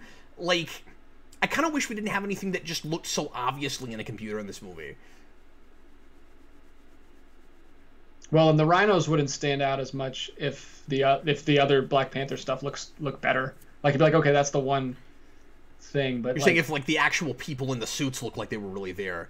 Yeah, they look okay here in this lighting. There's a lot of problems with the one-on-one fight at the end. Most of it is like location, and I'll talk about that when we get there.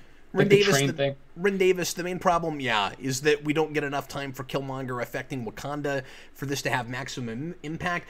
Yeah, and it's kind of, you're kind of damned if you do and damned if you don't, because on the one hand, you're right, I wish we could have spent more time on that. On the other hand, how could you believably have T'Challa out any longer than you had him out? I mean, I guess you could have had like a month of him nursing back to health or something. Yeah. Well, and the thing, it's amazing that Killmonger is such a big thing as he is in pop culture, because he's got very little, like, he doesn't get this on for long at all. Like, once he becomes king, he's got it for like 20 minutes and he's already dead. He just has so much gravitas. Maybe I'm going too far. Yeah, and see, I don't love this because it's that like Doc Ock Spider-Man fight again. Yeah. In midair. I always feel like it's weird when characters are punching people or each other as they're falling. It's like, don't you have other things to really, think about right now? Yeah, and how are you staying together punching it anyway? But this just keep punching the face while I'm not sure if we're going to survive this fall. I mean, in this case, you don't have to worry about that because of the whole impact thing, but with the... but anyway, I was going to ask you this. Do we also contrive a little bit, or am I just forgetting something? Oh, the symbols on the side of that's really cool. Do we also contrive a little bit just getting everybody into their ritualistic costumes so they all look like they're wearing, like, superhero suits?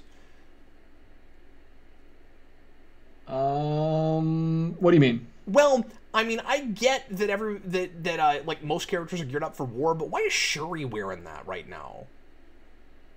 Like, was she planning on just getting into a big fight? Like, Shuri, they had to put on military outfits, even though they're not military. There's a scene where Shuri gives it to T'Challa's girlfriend, and she's like, "But I'm not one of them." And she's like, "It's fine. You need to wear this, or you're gonna die." So I guess that works. But I still don't think the actual battle should have happened. It should have just been these two guys fighting.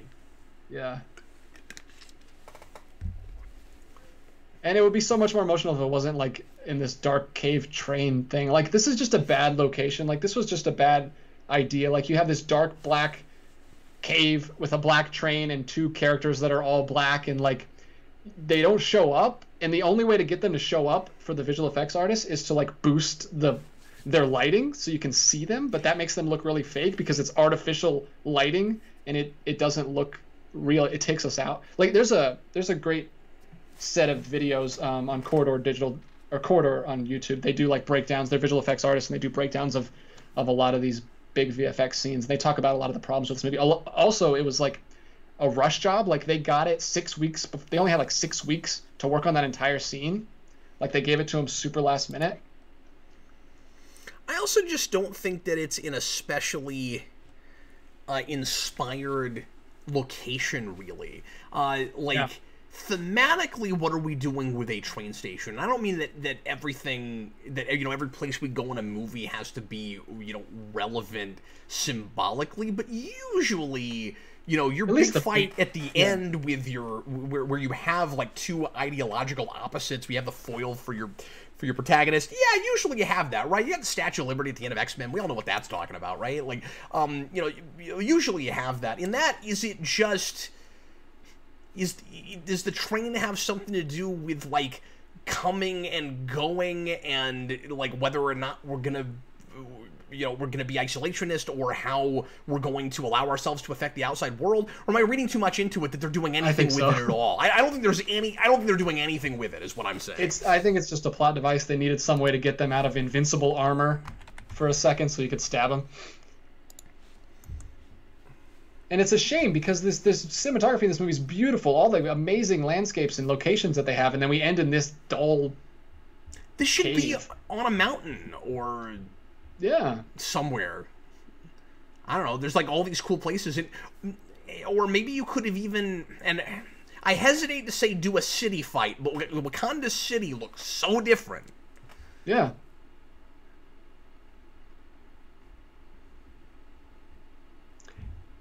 Especially because Shuri has these like sound wave blasters that she blasts them with, so you don't even need to train to like vibrate the suit off them. I guess it needs to be vibranium. I don't know how the train works. They're like some kind of vibranium vibrations that make the suit dematerialize. But you could come up with a different way. Honestly, this and the whole Wakandan Civil War in 15 minutes feels a little rushed. It works, but it feels a little crammed in.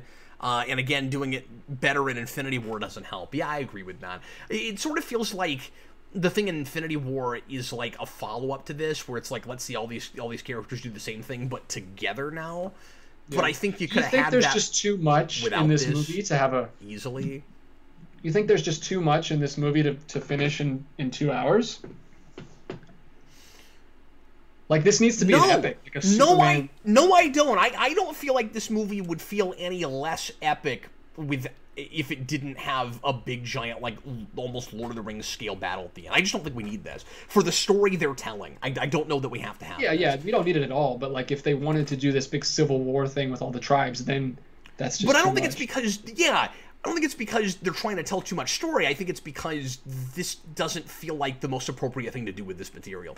I mean, with this story, like, it doesn't feel like the natural, necessarily, way to go. At the same time, getting there is hard, but then you want all these characters and their, individual, like, viewpoints on this issue to be resolved somehow. So I don't know how else you do that, but then to pit them all against each other. So I mean, like, there's that. It's tough. I don't know. Like, see how instantly, like, as soon as they hear his weapon hit the ground, like, oh, we're done. Yep, that's it. We're done, guys. No, it's too easy, certainly. And maybe that could have been done effectively, or more effectively. I'm just not totally sure how.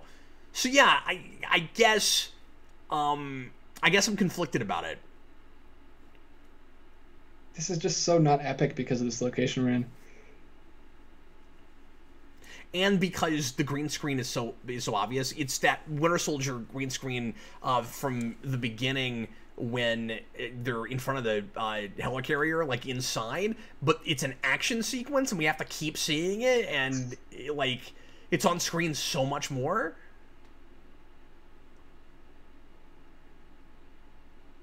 They do this a lot in the MCU now, and it always looks bad.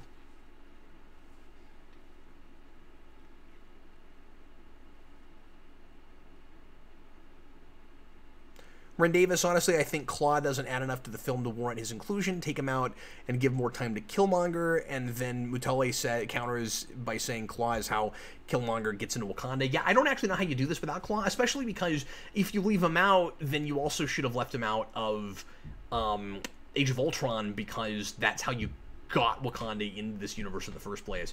Like, that looks so bad, but he was our connective tissue. It's like he's taken a school picture in front of a background that's not really there. I love how tragic this is. Like, T'Challa has very much this attitude of, you should have been my brother. It didn't have to go this way. It's so funny that this is like the one movie where they look worse in the dark than they do in the day. Like, when they're outside in the day. Yeah, it's that interesting. It's the whole lighting thing, man. I'm telling you, it's because they had to boost up, because you can't have two pitch black suits in a pitch black cave. I should mention the other part of that tragedy too, of course, is we failed you. Like, because it isn't just, if you had talked to me instead of fought me, it didn't have to go this way. The man had already killed enough people to fill his entire body up with those dots. So it was already too late by the time he got there. Yeah, maybe that is to reference what I was talking about earlier. Maybe he is irredeemable at this point because of what he's done. Yeah, I mean, he won't let T'Challa try to heal him because he's like, I just don't want to rot in a jail cell, and that's what would happen. So the only thing he could do is escape, and then I don't know, maybe he could sort of redeem himself in some way, but that's just going to be a typical epic sacrifice. There's going to be no place where he and T'Challa are like palling around together, going and saving the world, right?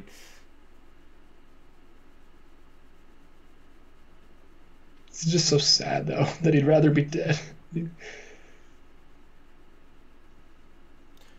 Ren says, Claw being connective tissue isn't enough of a reason to take up real estate in the film.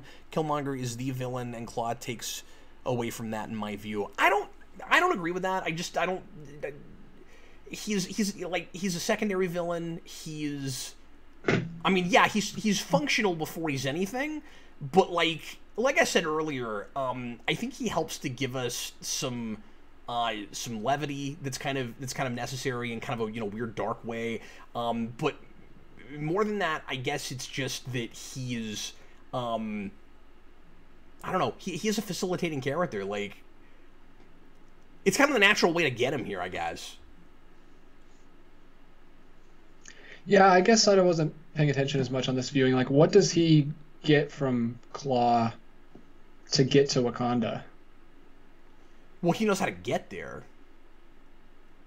Okay, so yeah, he needs that. I thought I figured, but Ren Davis is making me question that. And also, right, but most of the scenes Claw is in, Killmonger is in. You see what I'm saying? Yeah, like, I don't think he's taking anything I don't away. see how he's taking up any screen time from Killmonger. Except for the unless you're saying you just wanted Killmonger to get to Wakanda earlier, which I guess is fair, but I don't think the issue is that anything is taking away screen time so that we don't have enough time for him to be in Wakanda and deal with them longer. I think the issue is more the timeline of the movie, where the Claw is also the whole reason they leave Wakanda in the first place, is to go find Claw. Yeah. With that action scene, the spy scene. Yeah, exactly. So you'd have to rewrite a lot of the movie to yeah, I mean, you're telling a different story at that point.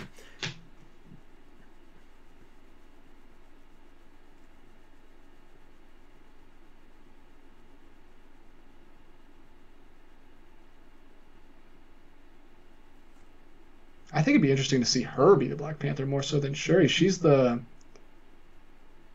secret agent already. She's super athletic, and she's the one that wants to see real change in the world and is like going out of her way to make that happen, even if it's against tradition.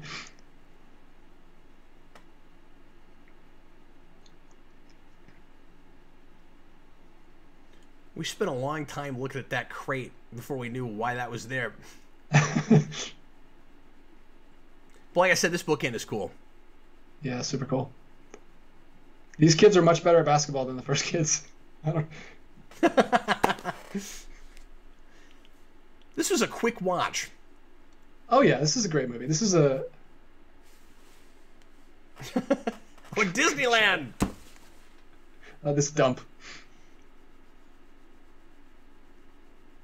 Why would she think he was going to take her to Disneyland?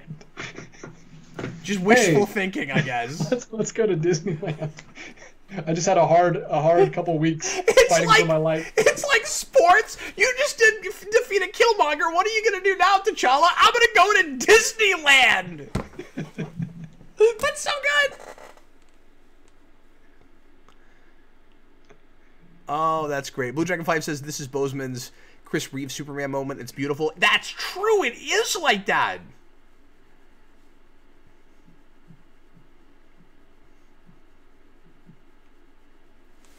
Okay. Oh, the beads. They also call the ship. I mean, they do everything. I gotta give you some of those beads. So I'm gonna assume that each bead does a different thing, and he's just really good at memorizing which thing is what. Maybe it's just a really efficient language where, like, each because they have different symbols on them, I think. Yeah, it's like the Mandarin's rings. Each one has a different power. Yeah. No, I know. It's because it's a Disney movie. No, well, she also said Coachella. I mean, it doesn't matter what it is. Like, she said Coachella and Disneyland. Why would he just take you to a music festival right after? Why wouldn't he tell her where they were going? Like, there's that. Surprise. He wanted to surprise I got a surprise for you. We're going to go to the inner city where our father killed the uncle. Yeah, she didn't even know the place. She didn't even know what it was. Ryan Coogler, man, is just... What is love? Everybody just turn yourself. Baby, don't hurt me. So, Ryan Coogler is a really talented guy, and Oh yeah. I don't know. I was really excited because the the previous movie he made, obviously Creed is I think brilliant, and everybody's good or better than this. And then he left to make this, and I was like, oh no, somebody else is going to do Creed 2. And the Creed 2 ended up being as good as his movie, directed by somebody else. And so like, got kind of best of both worlds there. I got to have my cake and eat it too there. I felt really lucky about that, because I was afraid that was going to ruin that sequel, and it didn't. And there's a rumor that Jordan might be directing the third one. Wow. I would love that. I mean, I'd love to see what he does with it. Yeah, I mean, you have no idea how it would go, but that's cool. Well, no, that's true. I mean, anytime you get a new director like that, somebody that hasn't done that job, because I'm pretty sure he hasn't directed anything. Certainly no major movies. You just hope that you don't have that like Blade Trinity situation. Yeah, I mean, such big shoes to fill with Coogler. Yeah. Lupita Nyong'o, that's who that is. Yeah, she's from Jungle Book. She plays Raksha. She's great. I mean, she's not. That's not her most known role. Is the wolf in Jungle Book? Yeah, but I forgot about that. Did they say? Didn't they say at one point that that's who was supposed to direct this? Ava DuVernay. He said, imagine if she had done this. Well, I can't, because like, I've only seen 2 movies by her, and one was great, and the other was abysmal. And so I don't know what this would have been like if she had directed it. It might have been great. Like, I still say she just had a really bad script when she made Yeah, you never know. You can't judge a director on one bad film. I mean, that was a really bad film, but yeah, I don't think you can either. What is that movie?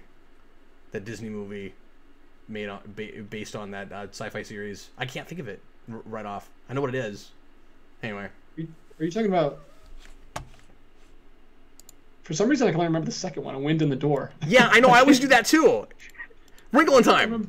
Wrinkle in Time. Only ones in the world that only remember the second one. I'm glad we both got there eventually, yeah. A Swiftly Tilting Planet. That's what the third one's called. Oh, that was the worst, man. Now everyone's writing Wrinkle in Time. Thanks, guys. Yeah, there's always a delay. We usually think of it before they can get to it. This is a great speech. Yeah, no, I'm cooling down a little bit on this being here where it is. It just feels right in this one. Like, that feels like a good ending where they ended it, and then this feels like another ending. Yeah, because it's not an ending so much as a connecting point for where we go after this. Because you know this already. This is just it being played out in front of the public. He's already told Shuri and the audience that he's going to do this. No, that's a really good point. Yeah. When I say it's important, when I said earlier it's important, I just think I wanted to see it. You know what I mean? Yeah. Which is, I think this movie handles the after and mid credit scenes perfectly. This is what you need to do. Like, because the white wolf thing at the end is cool, but it's not necessary. It's not part of the movie. You don't need it. It's super cool. And it's a neat, subtle way to connect it to Infinity War. Because, like, yeah, he's going to be there. Yeah. Yeah. But he's not even that essential to that movie. Like, he's just there. Yeah, he's just another guy. He's there so that Rocket can make a joke about wanting his arm, which is fantastic.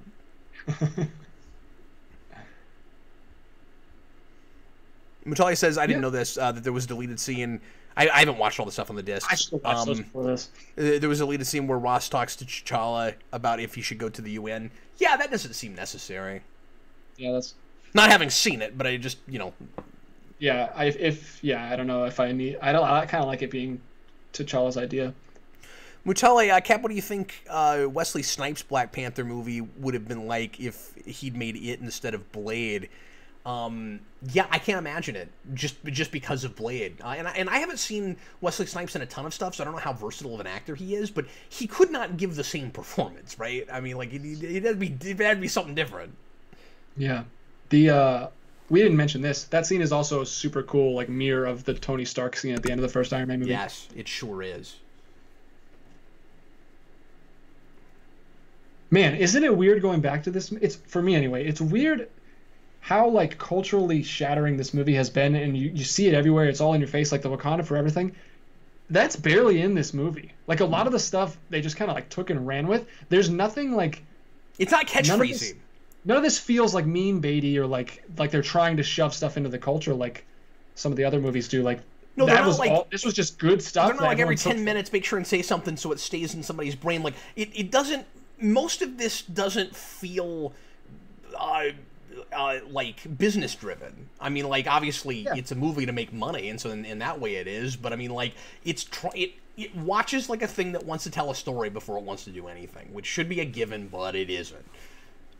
And those are the things that have the most staying power in the culture, is when you're not trying to come up with one-liners that are going to stick in people's brains like that. Yeah, and I think this is one of the few MCU movies that will stand apart and stick around in the culture, and people will go back to, even if the MCU at some point gets uncool and people don't care about it anymore. You know, you're gonna have those few token movies that are movies before they're a chapter in the TV show we call the Marvel Cinematic Universe. Few and far between, because you lose the Avenger, you lose that whole like. I don't even know what the word is for it, but like when we freaked out that when Avengers happened, because it was the first time that it had ever been done, and like you lose all that when you go back to these 20 years down the road. Like it doesn't have that. Oh, this is Infinity War, and it's like, so you really need the movies to stand on their own at that point. And this, and I don't know what else. Maybe a couple other. Iron Man will probably do Winter it. Soldier. To some degree. I mean, I'm partly saying that because I love it and I think it's brilliant. Yeah, I hear that in the community. I don't hear anyone talk about Winter Soldier that's like not. But I think that's gonna. It has that Daredevil thing, right? Where it's like the people in the community like, this is the best thing ever. So but like, far, but I think the quality of that will surpass it. I think down the road it will be like a weird rediscovered thing where when people go back to the MCU movies, they'll dismiss a lot of them, but not that one. They'll go, oh wait, that was wonderful. Potentially, yeah, it definitely. But Guardians is one of them, and I think, and then. And like you said, Iron Man. And beyond that, I don't know. But I would think Winter Soldier before First Avenger, because the thing you have to keep in mind is everybody loves that character. You know what I mean? And so like I think a lot more so than Thor, like as a character. Thor is almost, you know, I mean, I get that a lot of people love Ragnarok, but like, I don't know. I think a lot of people see Thor as almost like a supporting character who fits into the Avengers films before they see him as a franchise unto himself. I don't know if I'm right about that, but that's what it kind of feels like to me. $2 super chat from Mr. Roboto. Thanks, man. Will Blade get the credit for starting Marvel films? No, certainly not. I think in the community, it gets, like you're saying, like people in the know, people... Are very quick to go, don't say X-Men, don't forget that like Blade was there first, but Blade was in entity unto itself. People didn't know that was a comic book thing, so people didn't look at that and go, oh, like now Marvel things can be movies. They went, there's this cool vampire thing that looks like a comic book, it's called Blade. It's really X-Men that did that as far as like paving the way, and I think Blade probably paved the way for X-Men to get made internally in a way. But as far as like the grander culture taking these things seriously enough to like trust them, you know, with their money, I think X-Men has a lot more to do with that. But in the grand scheme, a lot of people don't even know that, or if they do, they don't think about it. No, they're going to give that credit to Iron Man, because when people think Marvel, they think MCU now. You know what I mean? So, like, no, historically, the credit will always go to Iron Man now. Yeah, which is so weird, because we had 8 years of, and like 3 a year for a while. Like, we had so many Marvel movies before that are just forgotten. Mutale, do you think Shang-Chi will have the impact this movie had? I mean, we've got to see it, you know? I would be very surprised. I don't think it can culturally, just because of, I mean, I know obviously there's a big Asian American population in this country and stuff, but it doesn't have the politically and culturally, this movie came out at the right time. Yeah. not to I would get love it in, to. not to get into I'm that. excited about the Shang-Chi movie. And I think that movie might perform better than anybody realizes, because I think that there actually is a hunger for kung fu movies that a lot of people don't realize. Like, there's a bigger interest in that than I think a lot of people know. But I don't think in the cultural impact way. I think just more as an entertainment. I think more just we don't make a lot of movies like that, and so it might do better than you would expect, but I don't think it will be a cultural phenomenon. Yeah, the only thing we don't know is if like the current MCU audience is ready for something like that, and if the audience that is ready for something like that will jump onto the MCU if they haven't been already.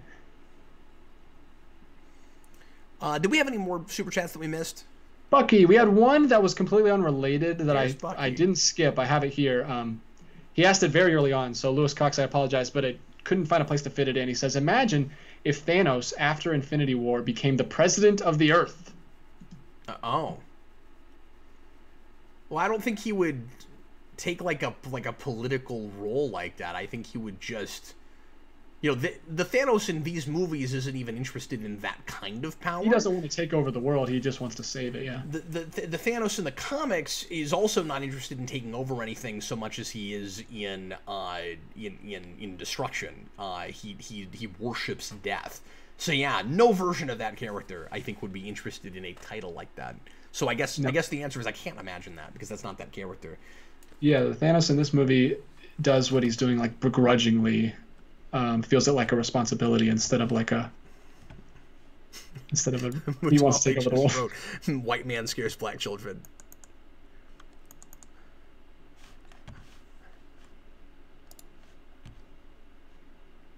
It's so weird that Disney Plus has like these extra credits at the end. They do that with everything. Yeah, everything. It's like it adds like another 2-3 minutes onto the movie. Yeah, I don't have to watch them, I guess. So real quick, the nice thing about the way Marvel's been kind of chugging out its events. Okay, we'll see you later, TJ. Bye. I'm done. I haven't been getting these out. I need to start getting these out when we do these, because there's some cool. Sorry, go ahead. The nice thing about Marvel, chugging out their events the way they have been is that even though we didn't get another Black Panther movie, we did get to see him in that role like 4 times. Yeah, that's cool.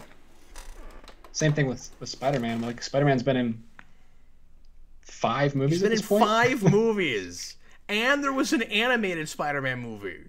5 movies in 4 years. It's crazy. It's insane.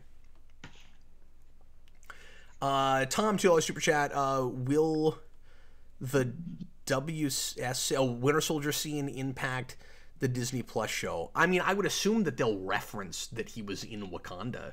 I would love for them to go into that a little bit. I could even imagine the flashbacks potentially, depending on what the production value is like. Yeah, we don't really know what he did or how quickly that scene takes place right before. Yeah, how long he's even been on Wakanda. I could see there being scenes set there, potentially. Yeah. Well, we know he's been there for a couple of years since Civil War, but we don't know how long he was asleep, because he wasn't awake during that whole ending fight scene, but he just woke up. Now, I don't know if that scene takes place right before Infinity War and he just wakes up and Cap comes back, or what. Yeah. Well, guys, thanks a lot for hanging out with us. Again, on a... kind of big, important night for our country. I kind of wasn't sure if anybody would pop in for this, so thanks a lot for hanging out with us. We sure appreciate it. We will be back again on Thursday for Captain Logan show, so look forward to that. We'll probably do a regular Ask Me Anything show, and that will also be a Captain Logan After Dark night as well. So if you're a patron or you want to become a patron and hang out with us longer, we're going to be doing that night as well. I just started the new series Capfall, which is the reboot of Batman Year. I'm actually going to finish it this time.